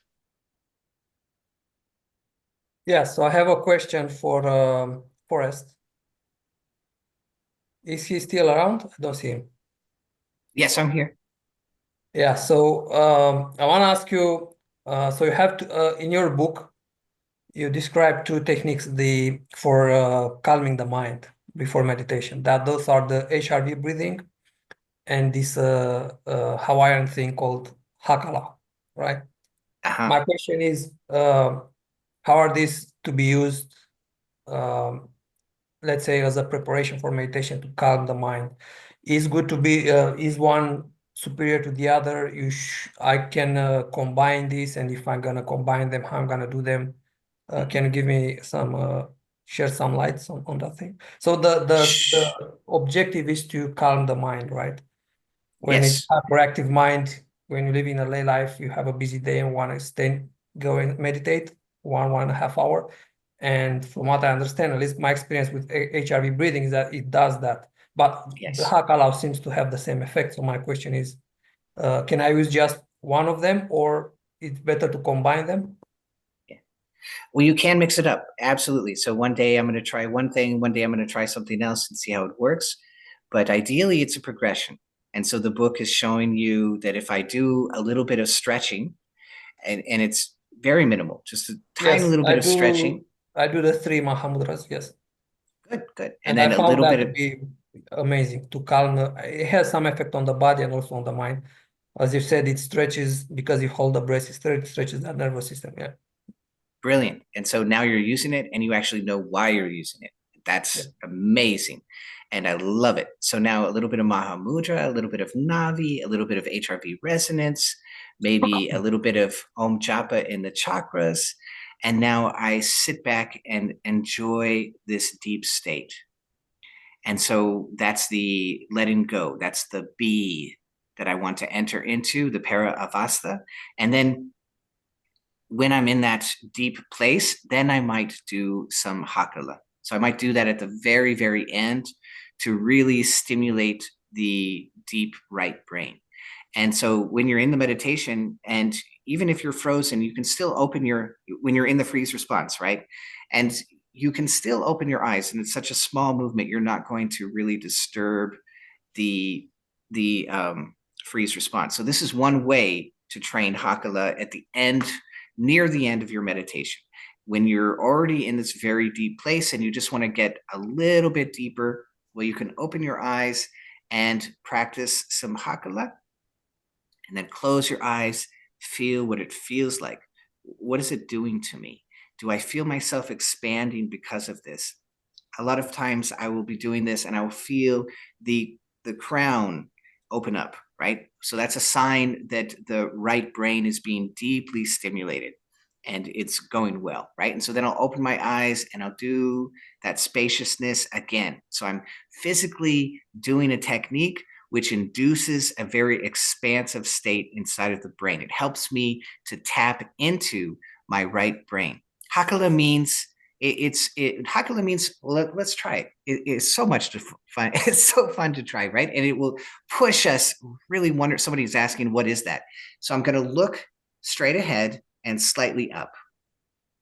Looking up is a little bit inspirational, right? So I'm going to look ahead, slightly up, and then I'm going to notice the edges of my peripheral vision. I'm going to notice my entire field of vision. And I want to notice especially that outside edge. And just try and stretch that a little bit. Just really notice that outside edge. That's it. And when you really get into it, you feel that yada yada part of your brain, that left hippocampus, it stops completely. So that is hakala. That is how you do it, and it puts you very deeply into the right brain. And so I did the setup, and I got to this deep place physically, and everything is calming down. And now I'm going to use that, and it's going to make it even more powerful. So we did it here. It's powerful. You can feel it right away. And yet when you put it at the end, it gets really powerful. And so what I'm describing here is a training process, and eventually you can do it without having to open your eyes. But I open my eyes, I expand, I feel it, then I close my eyes, I feel it, then I open my eyes, I expand again for a little while, then I close my eyes, I feel it for a while, and just rotate through that. And then see what it does to your internal state. Feel what it does to that state of being that you have been resting in. And it will draw you deeper into the right brain. And then eventually you just feel it. And even if your eyes are closed, you can feel it. And it will help you guide yourself in the correct direction for these expansive states, these jhanas, which are all of them are very, very expansive states. The nothingness, you can feel it sometimes maybe as a collapsing, but still in that collapse, it's very expansive as well. So yeah, that's how I would do it. Okay. And if I'm doing the Navi Kriya, would I still have to or need to do the Om Japa? Because basically with the Navi, you're also chanting the Om, right? Yeah. But you only do it in one chakra instead of seven. In Kriya, we're doing both. And so it's kind of like the biggest burden is that third chakra. And so we really want to knock that out of the park. And yet there's more to the story. And so if I don't have time to do 50 hours of or 10 hours of psychological discussion, getting into all of my issues every single day. I don't have time for all of that, but I do have time to hit every single concern that is in the chakras and just wipe it all out. And that's what the Kriya Yogis are trying to do. It's like, let's just get down to the core of this and wipe it out as quickly as we can. And that allows us, as we pass through time, it allows us to get these deeper and deeper understandings, these downloads, these learnings, and that's what sets you free. So we're just trying to hit. So it's kind of like, I want to make sure I hit everything. And that's what the Om Japa through all of the chakras is trying to do. So the Navi is very specific, extremely helpful. And then the Om Japa through all of the chakras, like, I'm just gonna hit every little thing here. Just wipe it all out. Make sure no stone is unturned. Okay, thank you. Great. Absolutely. Thanks. And so we're 10 minutes from the 2-hour mark.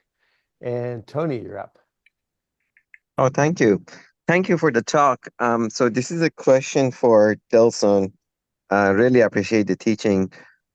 In Patanjali Sutras, he also talks about Brahma Vihara and teaching that in yoga, although I haven't seen many yogis teaching that. But Patanjali didn't specifically mention how to teach that in yoga community compared to what Buddha does. At least I didn't see that. Could you compare the two teachings of Patanjali and Buddha and how Patanjali recommends teaching Brahma Vihara? Yeah. So it's interesting that I got into TWIM because of the fact that I saw in the Yoga Sutras mention of the Brahma Viharas twice, at least 2 times. I think it is twice in the Yoga Sutras. And in the first instance, I think it says these 4 mental attitudes: Maitri, that's loving kindness or friendliness; Karuna, compassion; Mudita, or empathetic joy; and Upeksha, equanimity, are the gateway towards stilling consciousness. That's what it is, towards stilling the mind. And the second time it's mentioned in the Yoga Sutras, it talks about how when one does samyama, in other words, the dharana, dhyana, and samadhi of each of these mental attitudes, they embody it. So to that extent, that's the only instruction, right? In the Pali Canon, the Buddha gives further instructions where he pervades the entire space with loving kindness, the entire space with compassion or joy or equanimity. And if you think about it from the TWIM practice, that's what we're doing. And what does it take us to? It takes us to a still mind. It takes us to a quiet mind. That's all I can give you, because there's no real instructions as far as I know See, the thing about Patanjali is he doesn't give you specific instructions. He just says, okay, this is what will take you here. This is what will take you here. This is what will take you here. That's it. Yeah. And I guess that's great. And I guess the other thing is that the 8 limbs of yoga, the yamas, niyamas, etc., I try to digest that and compare that with the 8 Noble Eightfold Paths. And I thought Don't do maybe that. yoga. Oh, okay. And I thought Buddha went through yoga tradition first, and then on top of that, he built that. I saw some influences that he got from those traditions, and I see that in the Eightfold Path. But so your suggestion is that I shouldn't compare them, or there is no direct comparison between the two? There isn't, because if you think about the Eightfold Path, what is the Eightfold Path? It's right view, right speech, right view, right intention, right speech, right action, right? That is the yama and niyama. And then you have right livelihood. That's also part of it. Then it goes into right effort, right mindfulness, and right collectedness. That goes into, let's say, dhyana, dharana, and samadhi. Actually pratyahara also. But in the 8 limbs of yoga, it's talking about asana, pranayama, and so on. This is not mentioned anywhere in the suttas. So we can't directly compare these two. Having said that, you have to think about the historical aspect of what the Buddha was doing before he became the Buddha. He was traveling around as what is known as a Shramana. Shramana is somebody who wanders. It's a wanderer through the forest, through the wilderness, practicing for the liberation of the mind. During that time, there was a lot of exchange of information. You had Jainism, which also has, by the way, its own eightfold path.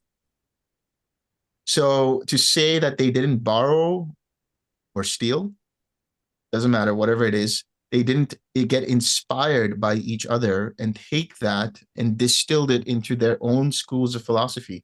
I think it's safer to say that way rather than one was influenced by the other. Yeah, you could say one was influenced by the other. But you see, when you say this, I'm not saying you specifically, but sometimes when people say this, they're trying to say which one is better, therefore, because one was influenced by the other, which means this was better than the other. Don't go into that. That's not necessary. There's always been influence. It's like when you do a PhD, you are obviously influenced by other people's theses. Mm-hmm. And so you take the information that's already there and you provide your own thesis. So this is what's going on. There's an exchange of knowledge, an exchange of information. You think about Nalanda. I've been to Nalanda. It's a beautiful place. It used to be 11 square kilometers. It was a huge Buddhist university. It's like, that's the Jedi Academy that I want to build one day. It's like just amazing. You got to go there. It's just amazing. That's where there was like so many amazing scrolls and written texts that were unfortunately burned down. So we don't have all of the information, but obviously there was a lot of exchange going on. You had Chinese Buddhism, you had people from Japan coming there, you had people from Central Asia and even all the way from the Middle East, this whole sort of melting pot of Buddhism. So how can we say that one Buddhism is better than the other Buddhism? It's just there's different influences. In the same way, we can't say one yoga is better than another yoga. It's just everybody has their own influence and you find the thing that works for you. Right. Do you see any harm bringing Buddhist teaching in current modern yoga teachings? Because yoga right now is becoming more kind of like a sport and gym activity, and bringing some basic meditation as a backdoor or loving kindness meditation, I think benefit people. And I've teaching yoga for some time now, but I see a lot of people changes their face and that they become a little bit more calm, living and smiling, which is great to see them doing that. But combining these two teaching, I saw a lot of benefits that actually people can get. Okay, so this is a good question. I don't even think you need Buddhism to influence that kind of yoga, because what we're talking about here when we talk about the modern yoga, especially in Europe and America, and even now in India, that's the sad truth. Is even in India, like the urban population, they don't even know what yoga is. They think it's just asana and pranayama. There's so much more to it. It's a lifestyle, just like Buddhism is a lifestyle. What has happened to Buddhism in the West? It's just reduced down to mindfulness. Nobody talks about the right speech, right action, right livelihood. They just talk about mindfulness. Where does that take them? Nowhere. It doesn't take them anywhere. Where does just asana and pranayama, the way that it's taught in modern yoga studios, take you? Gives you a little relaxation, gives you a little calm. That's great, but doesn't actually take you to the core. And that's why you need the rest of the 8 limbs. You have to start with yama and niyama. Yama, niyama, asana, pranayama, pratyahara, dharana, dhyana, samadhi. There is a progression that goes on. Everybody wants to focus on asana because they want good abs. They want a toned body. They want all of these, things. Everybody wants to do mindfulness because they want to be more efficient in their writing of emails and working and all of that. So we have reduced down what is just amazing ancient principles and lifestyle. Forget about spirituality, forget about religion. It's a lifestyle that is cohesive, that is holistic. So if there's anything that needs to be changed about modern Buddhism in terms of mindfulness or modern yoga, is to go back to the roots. This is the tradition part. We've, the modern world has innovated to the point that they've forgotten all tradition altogether. You still need the traditional aspects for it to be effective. And I guess my last thing, do you have any suggestions or any good Patanjali book and basically some sort of explanation or expansion on that? I'm going to tell you the truth. I have not found a single good translation or single good commentary on the Yoga Sutras. The best thing you can do is learn Sanskrit and read it yourself. Okay. Thank you so much for your teachings. Thanks. Okay, we are 1 minute from 2 hours. How are we doing here? We have 2 more hands up. Are we going to go Let's for take the questions. Forrest, what about you? Are you good? Absolutely. Let's do it. Okay. Okay. So then it's Herbert is up, and yeah, over to you. I want to ask a question. What are living lately? So the question is this: when you see the situation, for example, in Syria, which is, I mentioned Syria because it is very active today, so we know about. So what happens to me is this: I imagine I would be one of the person who would be in prison there, would be tortured. So logically, I know a lot about Buddhism, a lot of Christian mysticism, and a lot about Advaita and Vedanta. That means I don't know much really, but it seems sometimes I don't know a lot. And still, when I think of it, how would I cope in a situation like that? So people there, logically, I could say, not sure, but it's because of the function of karma or whatever, that I logically been lucky to live here in Bristol. My house is warm, I have enough food, and I don't live in that kind of situation. So logically, I've been very grateful for that, but that doesn't help the person who goes through the suffering.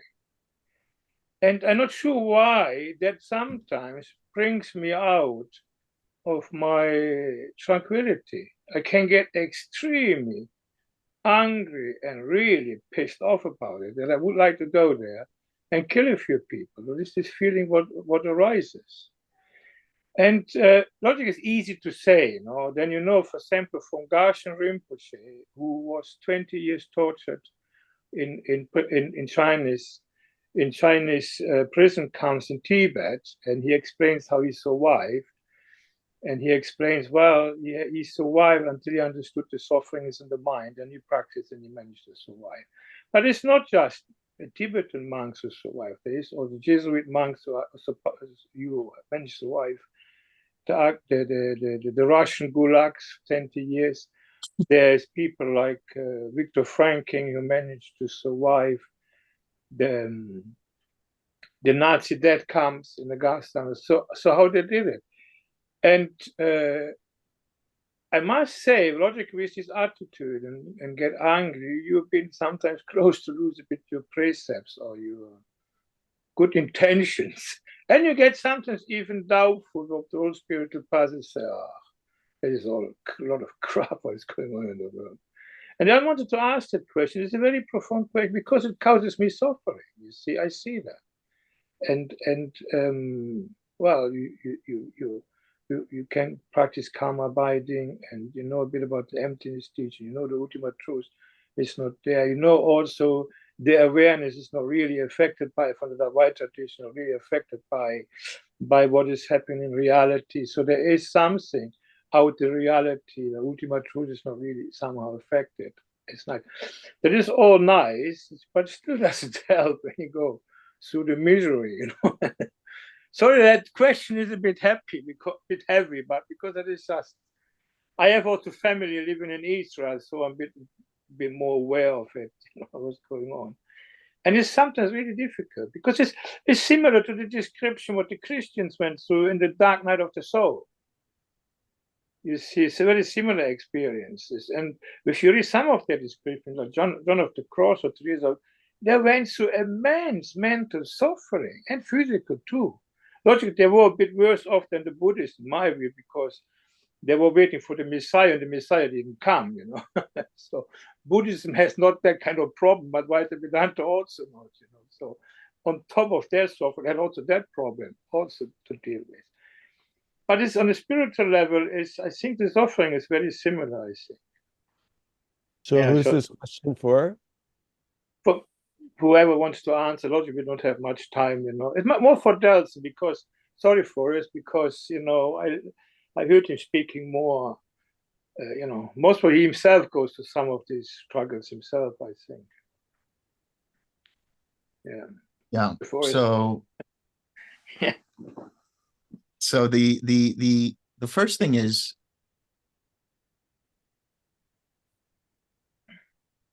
we haven't accepted suffering. Mm.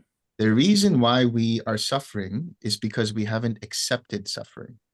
The reason why we get angry or upset about the things that are happening in our world is because deep down somewhere, we just cannot accept it.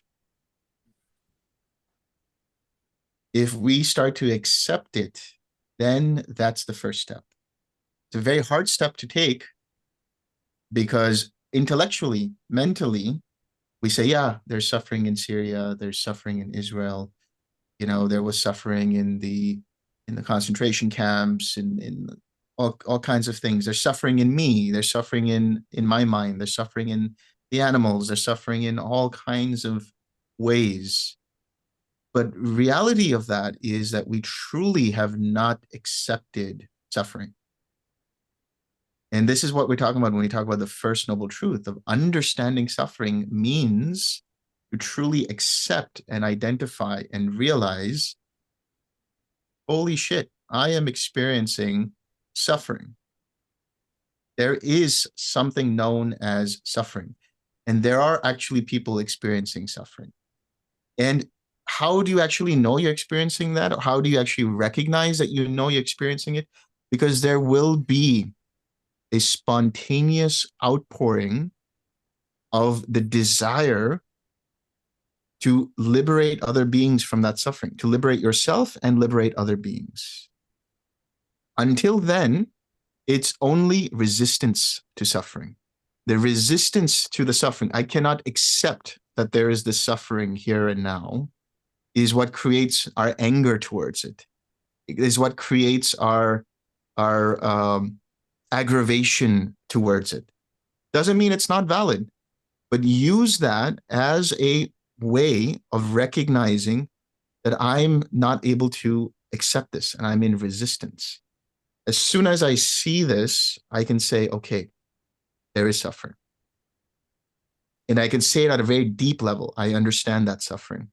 What happens after that? Now, this will sound nihilistic to some people, but I'll say it anyway. What happens after that is you realize there isn't really a whole lot you can do about the suffering of other beings. No matter how ideologically, like hunky-dory you want everything to be, and you want to be the bodhisattva, and you want to be the one who helps people out of their suffering, we just can't. We just can't. We can aspire towards it. We can aspire and say, you know, I want all beings to be free of suffering. I truly want that. But we also recognize the fact is we are all stuck here due to our past actions. Does that mean we're not merciful? Does that mean we're not empathetic to the suffering of others? No, it means more. When I recognize that I have made my mistakes, when I recognize that I have caused my own suffering, I recognize and feel empathy towards those who are in suffering as well. My level of suffering might be different from your level of suffering. I may not experience the same level of suffering that you are. I may experience greater degrees. I may experience lesser degrees. Doesn't matter. The same person who's experiencing suffering in Syria and the person who's suffering on an emotional level through anxiety and depression, we cannot compare the two. On the outside, we can say, this is greater than this. But who's to say that? Who's to actually say that? Because the person in Syria might have become so desensitized by all of the violence that it's just another Tuesday for them. Whereas somebody experiencing depression and anxiety for the first time is unable to fully embrace it, unable to fully accept it, and through that resistance, add to their suffering. So there is no straight answer to this, my friend. There is no straight answer to this. But what we can see for ourselves is in recognizing and seeing in the news the suffering that's going on in the world. If it invokes the recognition of our own suffering, if it evokes true compassion pouring out, then that's the beginning of doing our part. We can't do much more beyond that. And to go there to Syria and to do something about it, it's only adding to the problem. It's only adding to the suffering. It is not our job to take people out of suffering. It is our job to hold space. As teachers, Forrest and I, as teachers, we feel and recognize the suffering of other people. We say, why doesn't this person listen to me? Why don't they follow the instructions? Why don't they go and do this? If they only did this, you know, they would have this experience. All we can do is we can hold space and we could say, try this, try this, try this. But I cannot walk the path for them. I cannot go and experience the suffering of those in Syria. It's not going to do me any good, and it's not going to do the other person good either. I cannot experience the students' suffering to the extent of trying to take it away from them.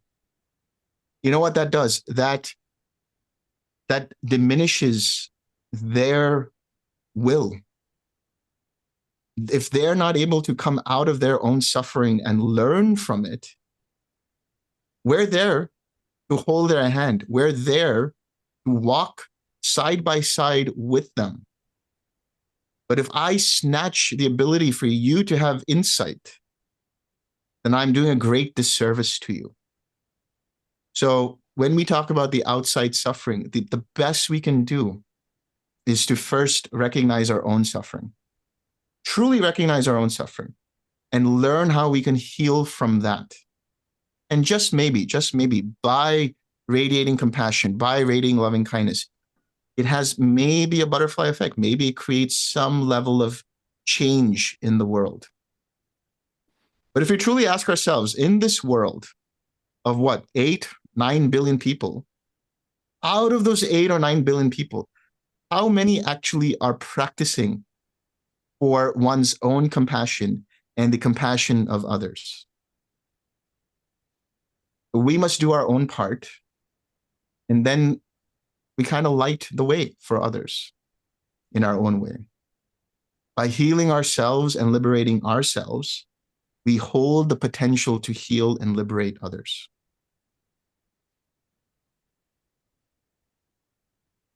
Thank you. Okay, and Thank you. was that? He said, thank you. Lincoln is next. Lincoln is next. Yeah. This will be the last question, I believe.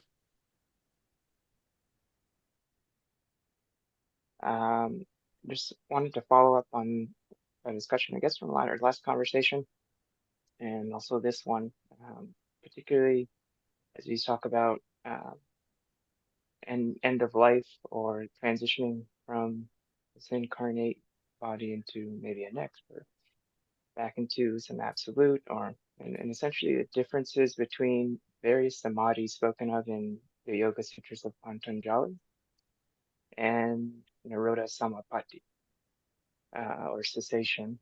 And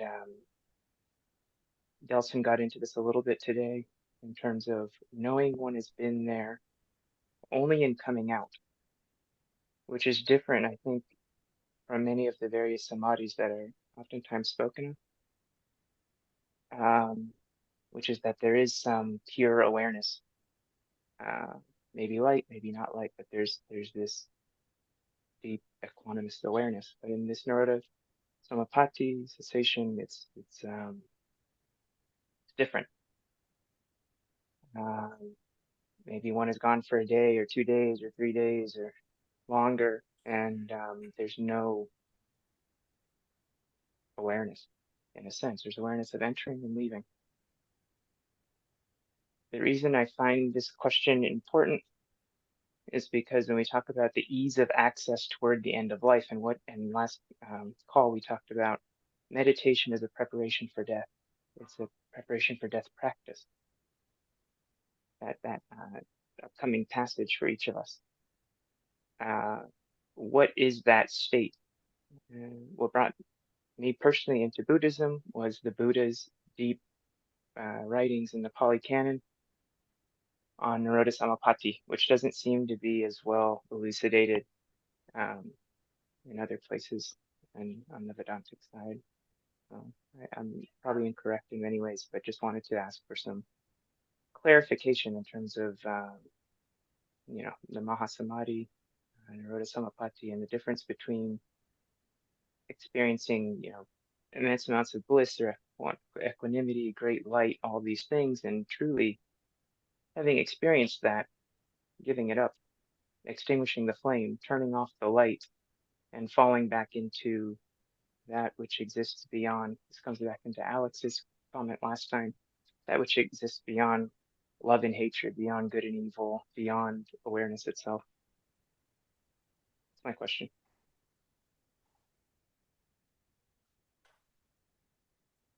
Is that for me? I think it's probably best for Delson, though I'm open, of course, to both. I think the reason I'd say it might be for Delson is because of particularly Nirodha Samapatti and how it might be differentiated from the different samadhis which are spoken of in Yoga Sutras of Patanjali.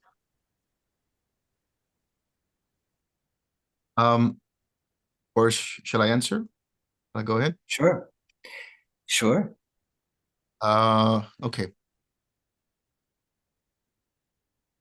So if I were to distill the question, I think what you're probably asking is, when we talk about Nirodha Samapatti, we're saying that it is the cessation of perception and feeling. Or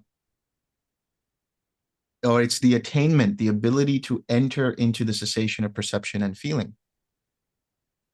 But that is not the same as Nibbana, and that is not the same as Parinibbana. Parinibbana is equivalent to Mahasamadhi, where a being decides to, at the end of their life, to completely let go of all conditioned experience and then extinguish, just go out, from this life, whatever that will mean.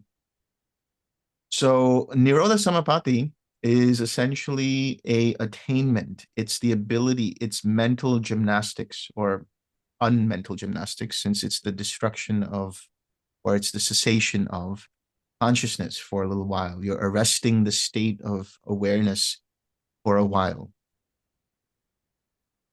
The equivalent of this experience is what happens when you go into what is known in the Yoga Sutras. It's Nirodhas, I forgot the full name, but it's basically something like it, where you actually enter into Nirodha, which is the same, which is the cessation of all mental activities, cessation of all mental whirlpools. And what it says is, when you enter into that state and you come out of it, the samskaras are purified. Same thing happens with Nirodha Samapatti. When you go into it and you come out of it, the samskaras are purified. That's why you experience the great bliss. That's why you experience relief. That's why you experience clarity of the senses, because the stilling of all formations, of all samskaras, and their purification happens. So what is the point of any kind of practice that we're doing? I really, my genuine wish for all of you is to let go of all distinctions, ultimately. And yeah, I understand comparing and contrasting helps for the mind to understand and helps for the mind to kind of get a better assessment from the context that they're coming from. But I will truly say this: the experience of entering into Nibbana or Parinibbana or Mahasamadhi is qualitatively one and the same. It is not exactly useful to try to compare the jhanas with the different samadhis, like Savikalpa Samadhi, Savitarka Samadhi, Sabija Samadhi, Nirvikalpa Samadhi, Nirvichara Samadhi, Dharma Mega Samadhi, and then try to find similarities with that and the jhanas. It just doesn't help. What's better to understand is these are two different pathways, two different paths, or two different streams that are leading towards moksha. And this is what we're talking about when I talk about dogma and tradition. Tradition is the lineage of information that's passed down for the purposes of experiencing these great states. Dogma is the differentiations that happen due to cultural setting and the societal milieu. In other words, the Buddhist culture talks about rebirth and talks about how getting off the wheel of samsara means so and so and so. In the yoga schools, it means the union of Purusha and Prakriti. By the way, I think you guys should know this, that yoga and Buddhism are both descending from another school. They borrow from another school, which is called Sankhya. So in Sankhya, we talk about Purusha and Prakriti. The fusion of the two, or the distinction between what is Prakriti, the movement and vibration of nature, and Purusha, which is the substrate from which the vibration comes up. Same as Atman and Brahman. It's the same as the experience of samsara coming out of nirvana, out of nibbana.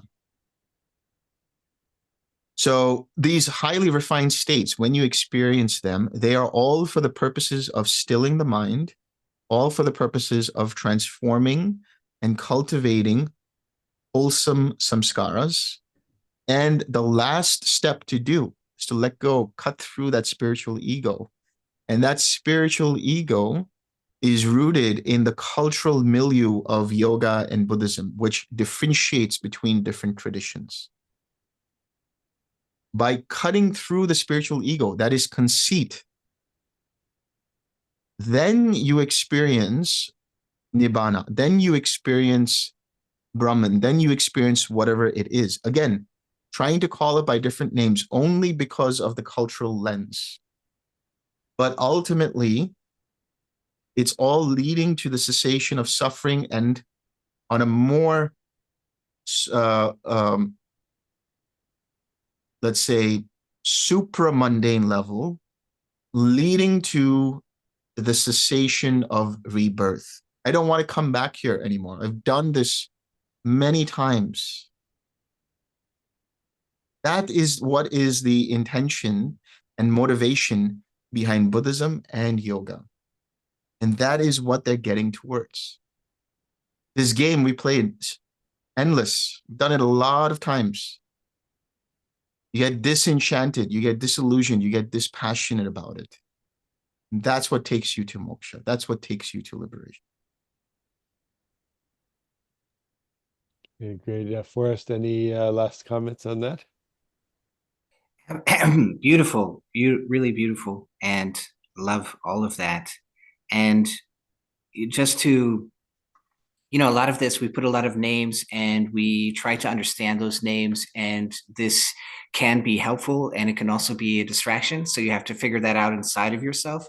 Is this actually helping me, or is this actually hindering me? And a lot of this stuff, in terms of yoga and what Buddhism is trying to do, is look, hey guys, go over there. And so we just get up and we walk and we're like, am I going in the right direction? Yes, go over there. And it's like, well, what's going to happen? How's it going to happen? You know, what's going to happen to us? And that's normal. That's okay. It's okay to ask those questions. It's great. And it can help us.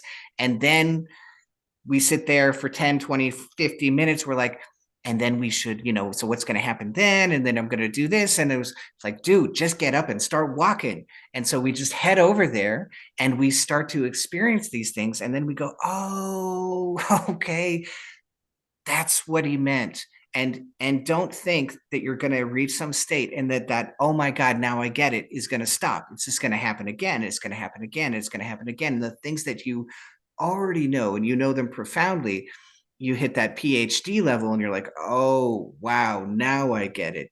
And then you do your doctorate and you're like, oh my God, now I get it. You know, and it's just on and on and on. And so we're trying to head towards these things, but don't think that you can understand them in your left brain completely. That's not the goal. The goal is to have a direction. Then you just start walking and you just go. And now you're actually treading the path of the great ones. You're not talking about it, you know? And so that's a beautiful distinction, which Delson was uncovering there, that, you know, we just got to head that way. And the way that you're actually heading as it manifests in your brain is you're heading towards the right brain. And so the Savikalpa, for example, Patanjali says this has reasoning and recollection. So you can be in the samadhi and you're like, is this the samadhi?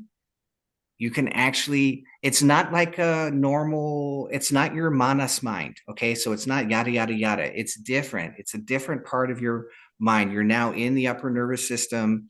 You're in the buddhi mind, and it's a more subtle thought, but it's still a thought, because you can see it as a fractionality getting away from the processes of your left brain. You're heading into the right brain where the language is not there, but you've got a little hanging on, even in the Savikalpa Samadhi. I'm like, oh my God, that's amazing. And this is straight from Patanjali. Reasoning and recollection are still there. And then you go into the Nirvikalpa. And finally, you're far enough along that pathway where, you know, everybody's like, hey, go there. And you're finally far enough. And then you don't have reasoning and recollection. And you're like, some people are like, okay, so that means I'm not there. No, you're still there. Look, there's this common thing, Sat, Chit, Ananda. You're not getting away from those. You are realizing those. So everything that I'm saying, everything that Delson is saying, everything that the Buddha is saying, everything that the yogis are saying, they are heading towards those. And if you think they're not, then somehow we're misunderstanding. So we're always heading towards Sat, Chit, Ananda. That's absolute, right? There's nothing else. And so we're just pointing to that. All these words are pointing to that. And then you start to experience it. And maybe you come up with your own labels. And that's part of the process as well. I'm getting to know it for myself. I remember I was taking martial arts, and one of the students of the person I was trying to learn from, he said, you've got to make it your own. You don't change the technique, but you make the technique your own. You own it. There's some love of it that you've created. You've done it so many times. This is now your technique. You know, it's a part of you, and that's extremely valuable. And so that's what we're doing. We're just pointing over there, and then you walk it and you realize it. And Delson said it beautifully. And so John, you kept us on task. It was wonderful. Thank you so much. Oh my God, are we 2.5 hours now? I think we are. Yes, we're coming up to that. 2 more minutes. So Wow. we'll wrap it up. Yeah, thanks so much, Forrest. Thank you, Delson. Thanks Yeah, to thank you. everyone who came. So next week on the 22nd, we will have talk number 4. And the title is Comparing Practices, Similarities, Differences, and Hybrid Potential. So the theme is basically exploring intersections between the 2 meditative systems, or the 2 approaches, you know, of Forrest and Delson. And actually, like, the questions that I have in mind are very granular about what are the nuts and bolts of how these systems work, and then how could they they already are cross-pollinating. I mean, some of us are really benefiting from that. And so it'll be really exciting to go into the details of that next week. So, Beautiful. we'll see you all Thank then. you, gentlemen. Thank you, Delson. Thank you. Thank you, Thank you, Forrest. John. Thank you. Thank you. Thank you, everyone. Bye-bye. Have a good Always one. good to be with you. Thank you Yeah, so much. you too.